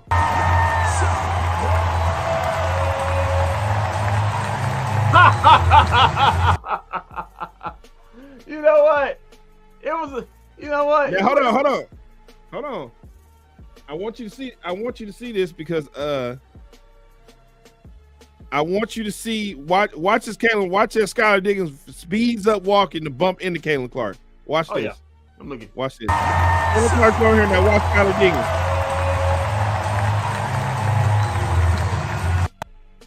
And then that's one ought to be ashamed. And then the coach goes over to Chrissy Sides and tries to get mad at her and talks about sportsmanship. The sportsmanship should be better shown. Your player bumped into Caitlin Clark. You gonna go over there upset talking about the sportsmanship? Wow. Yeah, that was kind of booty. I'm not shocked from Skylar Diggins. You know. Yeah, she's my most hated WNBA player in the league. We here on BFB have a current history with her on here between me, myself, and Tobosh. When she used to be with the Dallas Wings, she was not a nice person to us at all. When she was here with her time in Dallas, she was not a nice person. She said she's pregnant. Look at that special she got. She said it's all because I was pregnant. Yeah, I was pregnant through no time. She was not a nice person. She was not. No, she. Well, yeah, I think she had just had it. I think she had it in the season. I can't remember, or she just had the baby. But she was not a nice person to us or anybody in the media at that time. Not a nice person. Yeah, you can see it on face, man. Yep. So Skylar Diggins, to you, I must tell you this. You ought to be ashamed of yourself. You ought to be ashamed of yourself, Skylar. Bump. And to the coach that went over to Christy Sides. You ought to be ashamed of yourself. Don't get mad at Christy Sides. They just because they put that knot on your head. Now you want to go over there and cheap shot. That's the second time we got to do this. We want to cheap shot Caitlin Clark because she done busted up on you. They did. I saw that game. They did. I saw that game. Yeah. It was some salty people over on Seattle. Of course, I have to tell Jerry and Steven they ought to be ashamed of themselves because they have not gotten the CeeDee Lamb deal done. You ought to be ashamed of yourself. You ought to be ashamed of yourself. Make ready to do that for the next couple of weeks.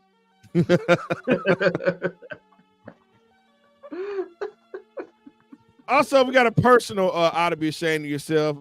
Kendrick, I don't know if you know this or not, but I mean, you've been there. I work in a shop, barbershop, with some young guys or whatever. And I got to call these guys out, man, right now. Yeah. They have been continuously disrespectful this week. Okay. Do you know a guy named YB or NBA Youngboy? Yeah. Oh, you know, you heard of his music? Yeah, I heard of music. Yeah. Okay. Well, the youngsters in the shop that I cut at have decided to go ahead and label him as the GOAT, and have told me to my face that he is better than Tupac.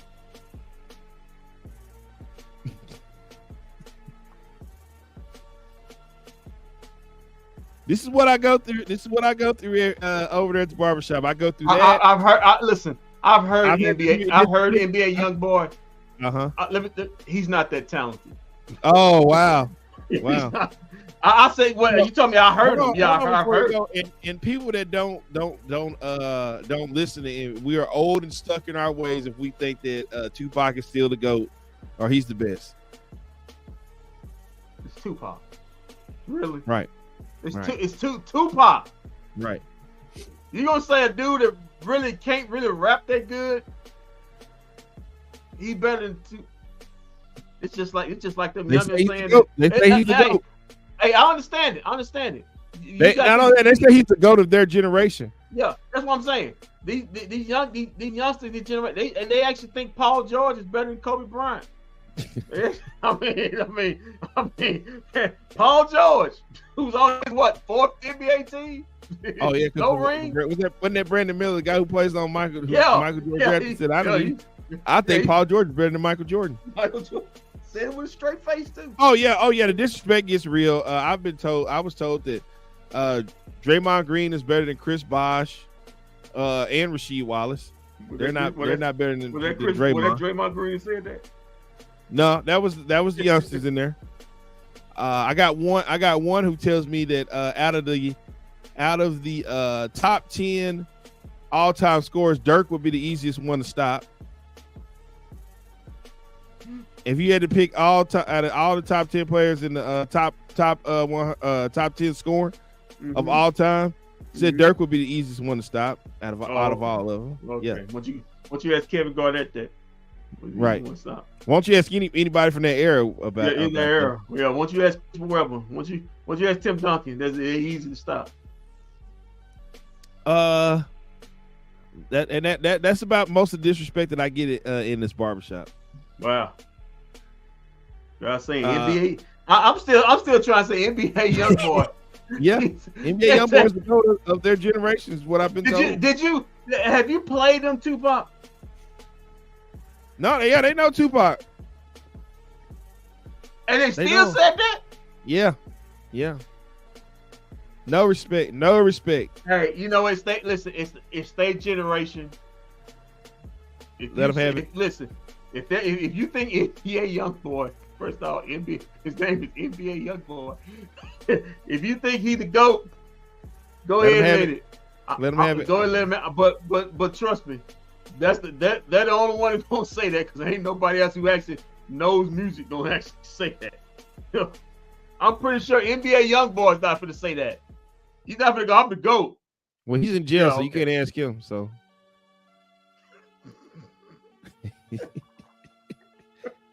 Oh man. Well, he got that in common. And you know what's sad? What's sad? I actually pay one of those youngsters to cut my hair, and he's the biggest NBA young boy offender. I pay one of them. Give me a good haircut. Shout out to Blends, but to Blends. Well, Blends, NBA young boy. To Blends, Davion, Marlo, H3, and little badass Jalen. I mean, I only got one thing to say to you guys. Real talk. You gotta be ashamed of yourself. I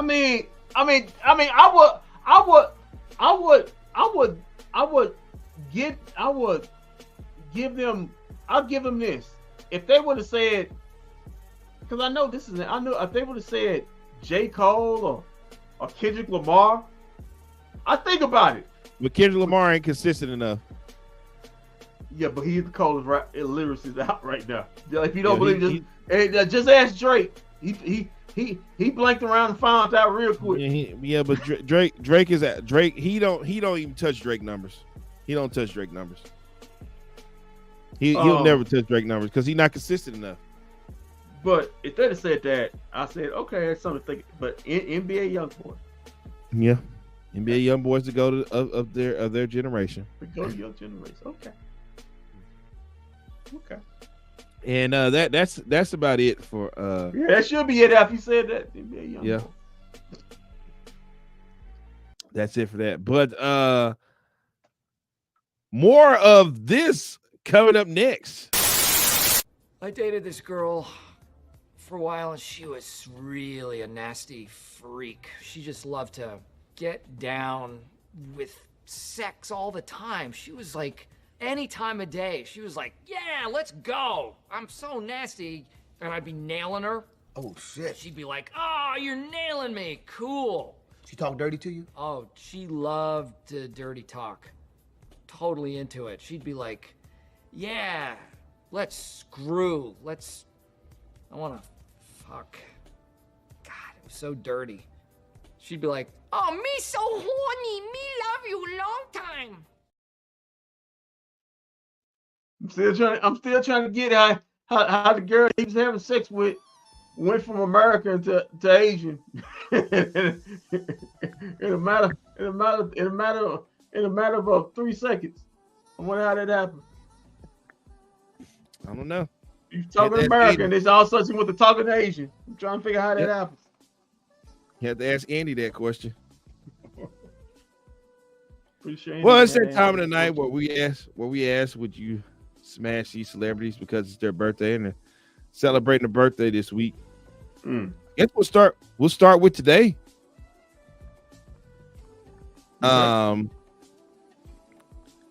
Since we want to live in the present time.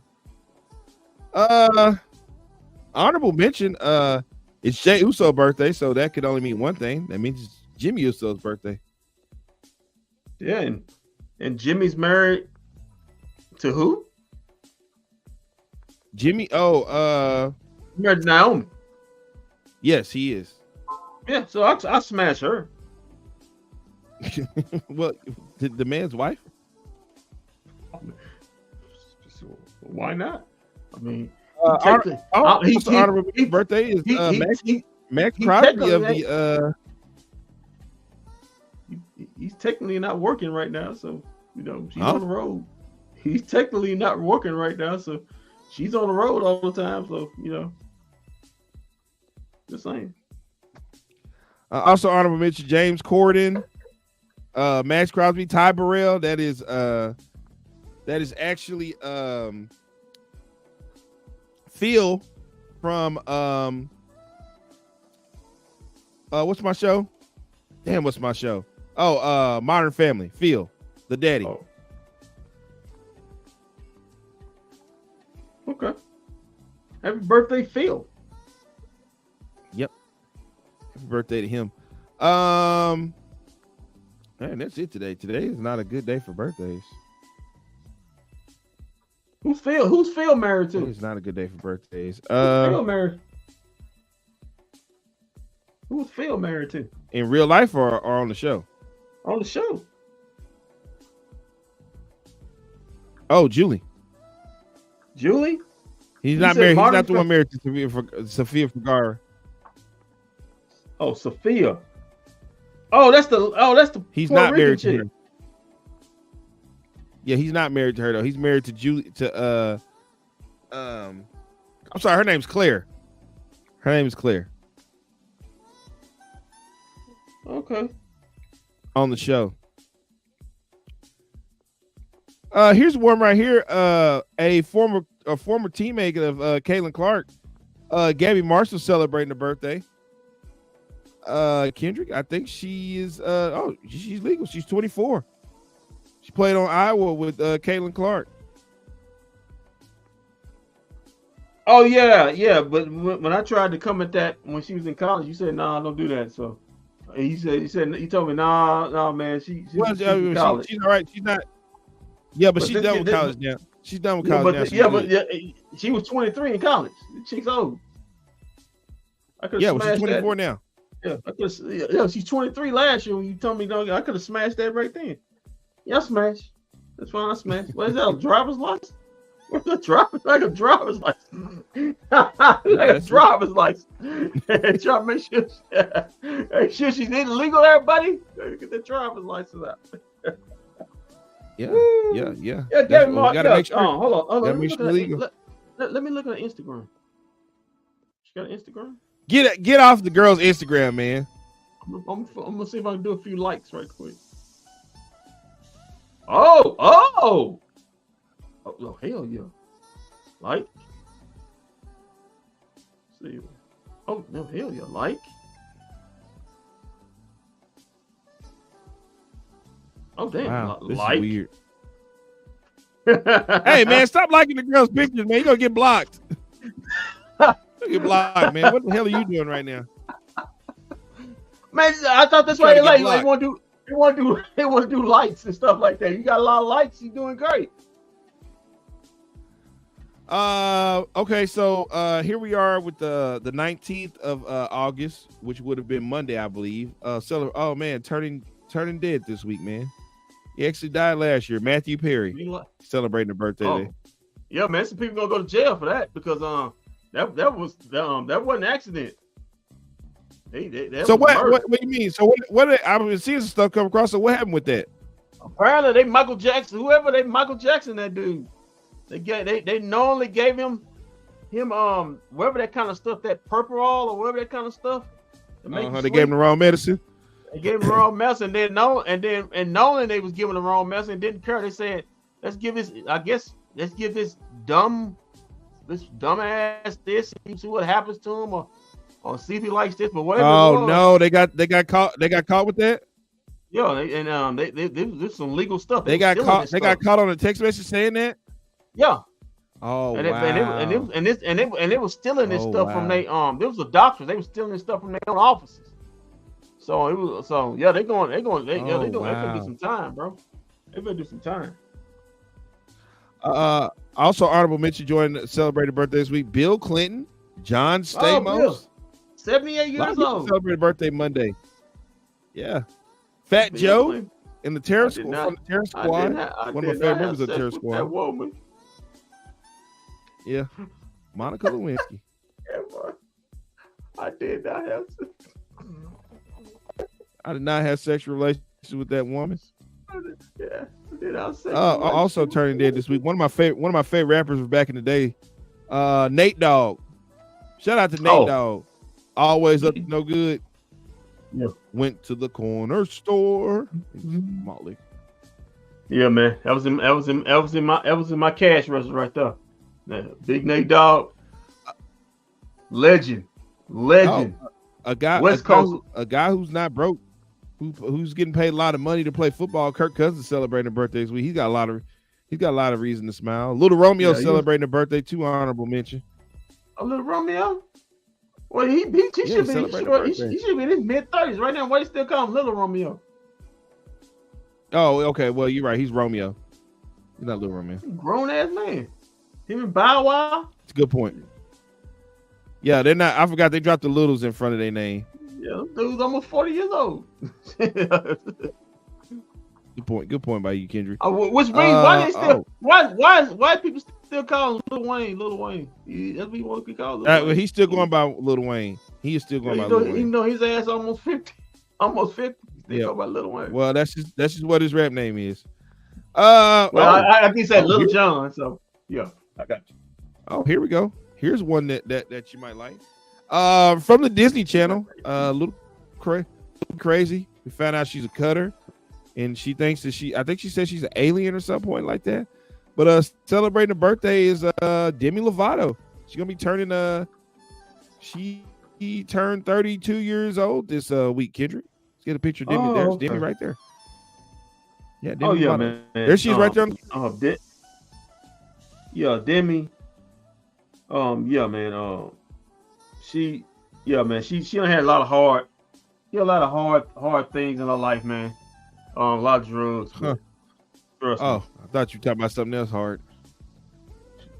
Okay, trust me. I'll smash. Okay. I'll smash.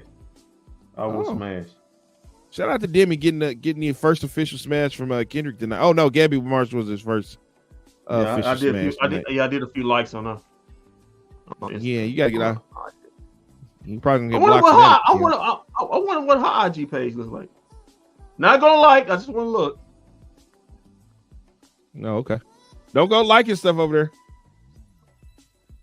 Honorable mention: Andrew Garfield. He is the second Spider-Man after Tobey Maguire. He's celebrating a birthday.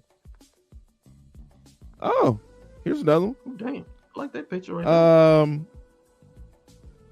Celebrating a birthday this week. Miss Amy Adams. She was in Talladega Nights. She was also in the Superman movie. Amy Adams? Yeah, she was in the she was in The Office. She was in the Talladega Nights movie. She was Amelia Earhart. She was also in the Batman Superman movies. She was in the Justice League. She wasn't in Justice League. Oh yeah, she was in the Superman flicks. Yeah, she's on the screen, Kendrick. Yeah, I'm just looking at the IG page. I know that's what you're doing. That's like she's on the screen. Yeah, you can get better looks on the IG instead of that like a mug shot right there. Oh yeah, she looks nice. Yeah, it looks real nice. She's got the girl next door vibes to her. I smash. She's got Duncanville High School. She's got Duncanville High School written right over. Oh, yeah, smash. Wow, haven't heard that one before. Fred Durst is celebrating a birthday. Honorable mention. He's still alive. Yeah. Okay. They were just here in Dallas a couple days ago. Tovash worked the concert. Oh yeah, you did say. Honorable mention: Al Roker celebrating the birthday. Al Roker. Yeah. Oh, turning dead this week is Isaac Hayes. Yeah, shout out to Donald Trump trying to steal his music. And that's it for Yeah. His son for the sue his you ass. trying to what? His son for the sue his ass, trying to steal his music. Well, steal his music, playing his music on his campaigns. It wasn't licensed through Isaac Hayes' company, which his son runs now. So Isaac Hayes Jr. Isaac Hayes Jr. for the sue Donald Trump. He warned him. He said, "Don't play my father's music, because my father's music representing what you do, what you've been convicted on 34 counts of sexual assault." So honorable mention for birthday for the 21st, which was yesterday. Usain Bolt, a fast man, one of the fastest men around. Same boat. There you go. Yeah, fast man, ladies. If you watching, you want a fast man, Usain Bolt. Oh yes. Now here we talking about somebody right here. Kendrick, it gives me an honor to introduce this young lady right here. We saw her first time ever in the Remember the Titans movie. She also did Bring It On too. I don't know if she's still married to I think it was I think she's married to Triple G or Calzaghe or Vladimir Klitschko. She was married to you must know Klitschko, this.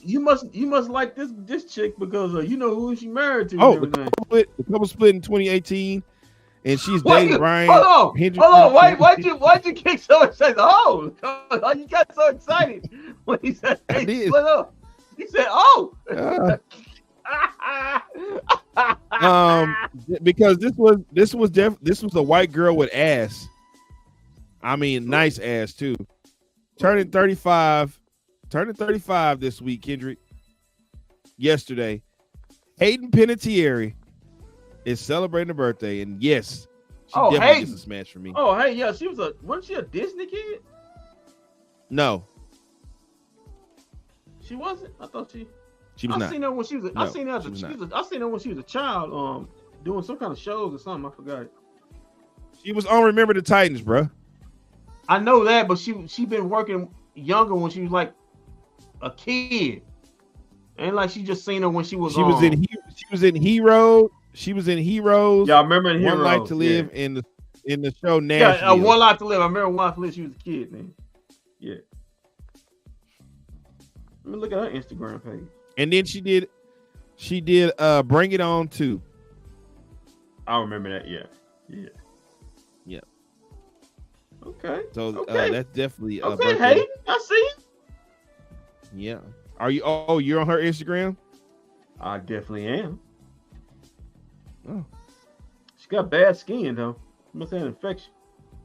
Oh my God! Get out of here. A man himself who's no stranger to the birthday smashes. He smashed 100 women.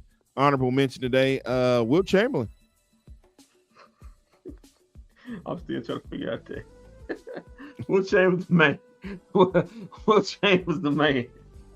He's the man. Honorable mention, Kenny Rogers is celebrating a birthday. Oh, this ought to be good right here. This ought to be real good. The great state of Houston, Texas. Whoa. Eastside Harold said he's got something for that skin for Hayden Panettiere. I tell you what, Eastside, man. I see in this orange suit right here, man. Them tick old bitties looking good, man. Oh my God. Good God. Well, a woman who was graced our TV screens a lot in our childhood. I didn't know she was from Houston, Texas, so this is also great. I know she was Texas. She's won Emmy Awards. She's in Grey's Anatomy. She's everybody's favorite auntie now. She was in Waiting to Exhale, The Preacher's Wife, For Colored Girls, Crash, and she'd be starring in the Netflix original series of Family Reunion. Kendrick, one of the greatest one of the greatest women actors of all time, celebrating a birthday. And I need to know if you would smash the one and only Loretta Devine.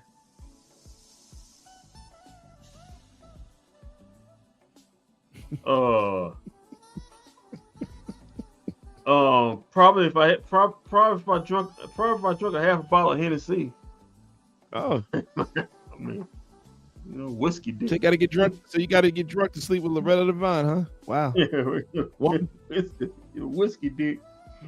Yeah, about Hennessy. About Hennessy. So a woman who's won an Emmy Award for outstanding guest actress in a recurring role. You have to, so she got money. I mean, she was in Waiting to Exhale, The Preacher's Wife. Okay, yeah, fine. Girl. Yeah, fine. Yeah, Oh. smash. That's Yeah, do it for the bag. That's the only thing you do. Do it for the bag. Yeah. Do it for the bag, man. Loretta Devine's turning 75. Oh, Eastside says maybe 25 years ago he would have done it.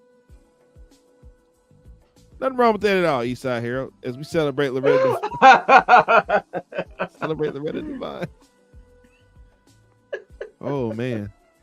This next one here. I don't know how I feel about this next one here. I'm gonna be 100% honest. She likes to take her baby's daddy back to court for child support all the time. She doesn't feel like she's getting enough. She turns 45. She turns 45 this week, Kendry. And after all these years, the question still wants to know. I got something for you, Walt.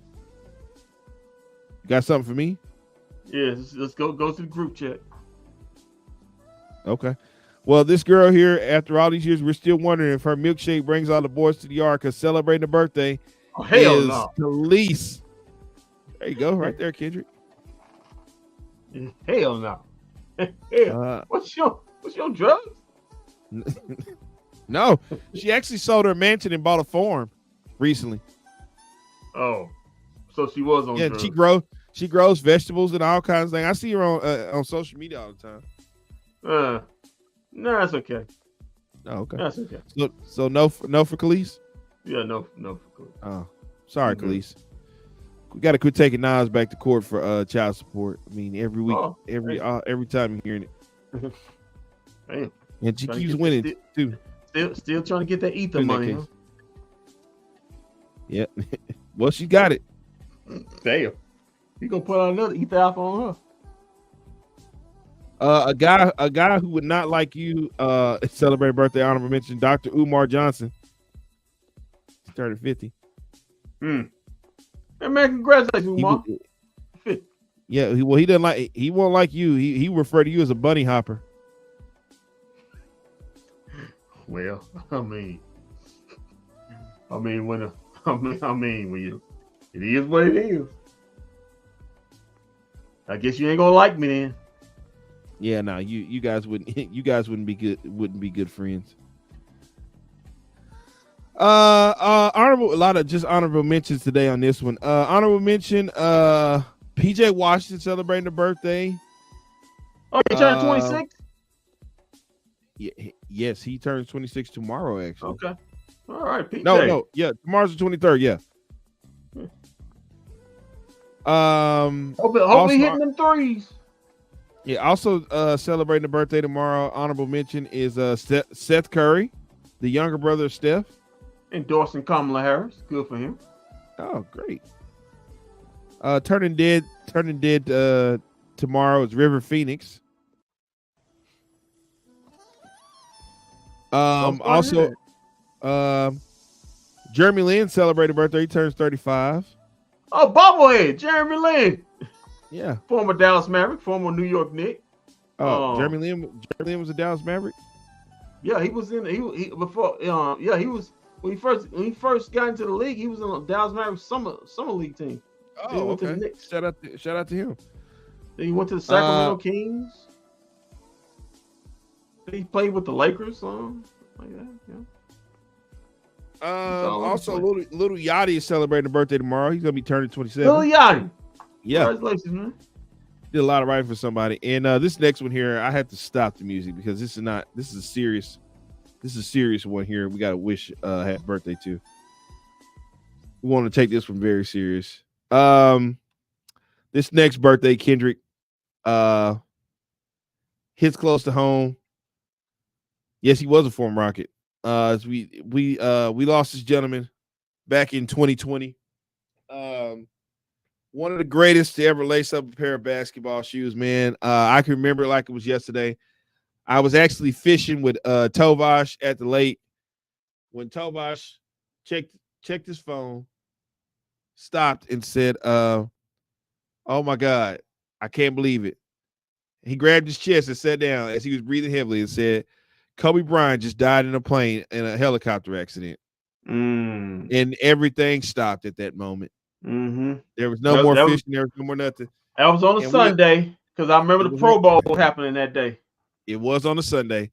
We were outside fishing, and everything stopped that day at that moment in time. And we both went looking at social media to see if it was true. Yep, I did. And as we did, we started seeing more and more. And then we turned on the radio, and I still to this day, one of the greatest radio broadcasts ever belongs to Kevin Gray and Will Chambers, as they were on the air when that happened and was breaking down everything that was going on and being said at the time. What one of the weirdest days of my life right there.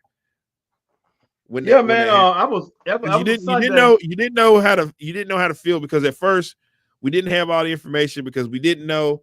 Yeah. First it was him and his whole family at first. Then it was him and Rick Fox and some other people. And you know what? A lady who I love and admire so much, Nancy Lieberman. Nancy Lieberman told me, she said, I was supposed to be on that helicopter that morning, but I ended up not getting on the helicopter because I wasn't feeling well. Wow. I was supposed to fly. I was supposed to get on the helicopter and go with him.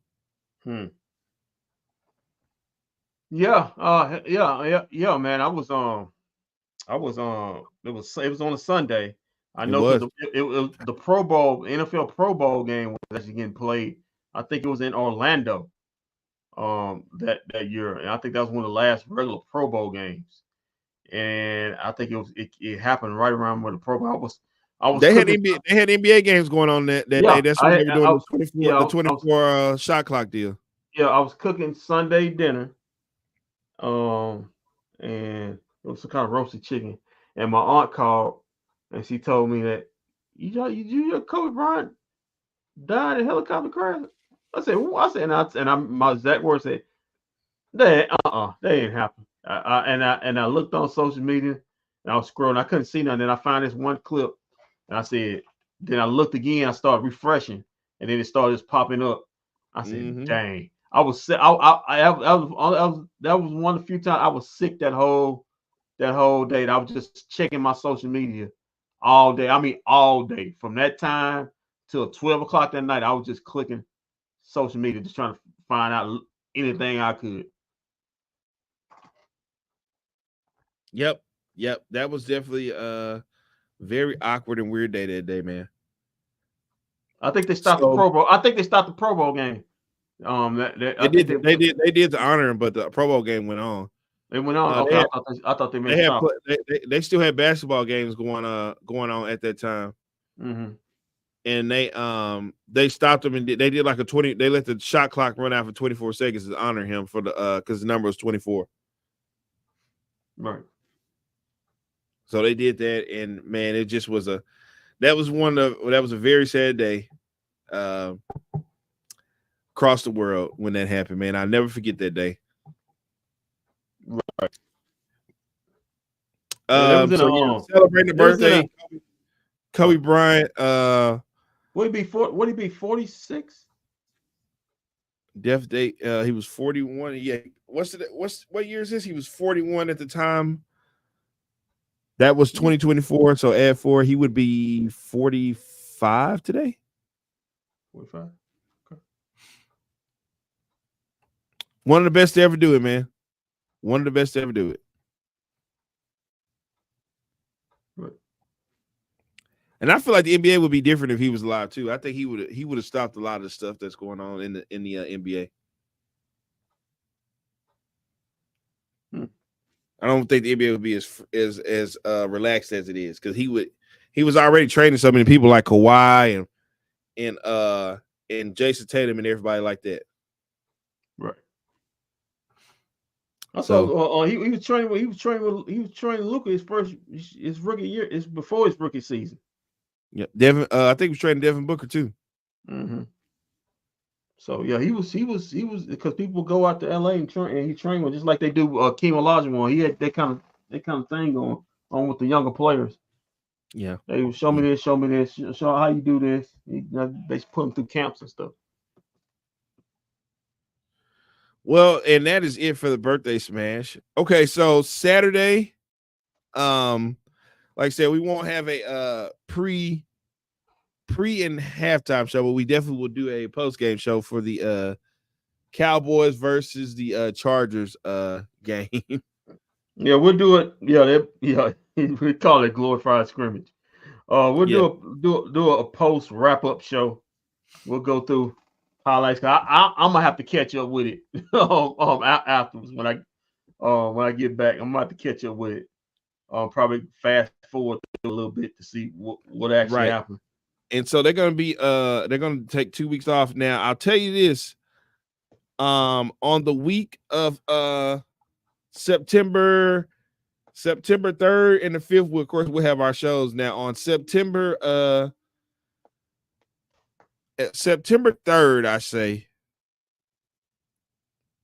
I guess maybe we'll, because we'll have a lot to talk about. On September 3rd, that's when we'll go through and pick. We'll give our division winners. Mm-hmm. We'll do our division winners and our Super Bowl prediction and our MVP and prediction on the 3rd of September. Because they're gonna be off for it'll be off. It'll be off next week. That's Labor Day week. That's Labor Day weekend. NFL takes that week off because that's basically for college football, start of college football. Even though they start this week, that's the official start of college football. Everybody gets started on Labor Day weekend. So that's and then the week after, that's when we get starting at Thursday the 5th. Yep, the 5th. Yeah, yep. The Chiefs and the Ravens, and then the day after that, the 6th, being Puerto Rico, Packers and Eagles, and then we'll kick off that Sunday with Cowboys and Browns. 3:25 tip. I said tip. Kickoff. We'll be starting it back up. We'll be live in the studio. In the studio. Seeing how the start of this debacle gonna happen. CD Lamb, that is gonna be woo-wee. Yeah, so we'll see. But all right, so we'll be back. You know what? Stay tuned Sunday. We might be doing a post game for the Dallas Wings LA Sparks game live from inside the CPC. But just stay tuned. We'll let you know. But I'll know by tomorrow. But so we'll let you know that. But until then, keep your feet on the ground, keep reaching for the stars. Always do what's best for business. If we don't see you around, and we will see you around live, possibly Sunday afternoon. Apparently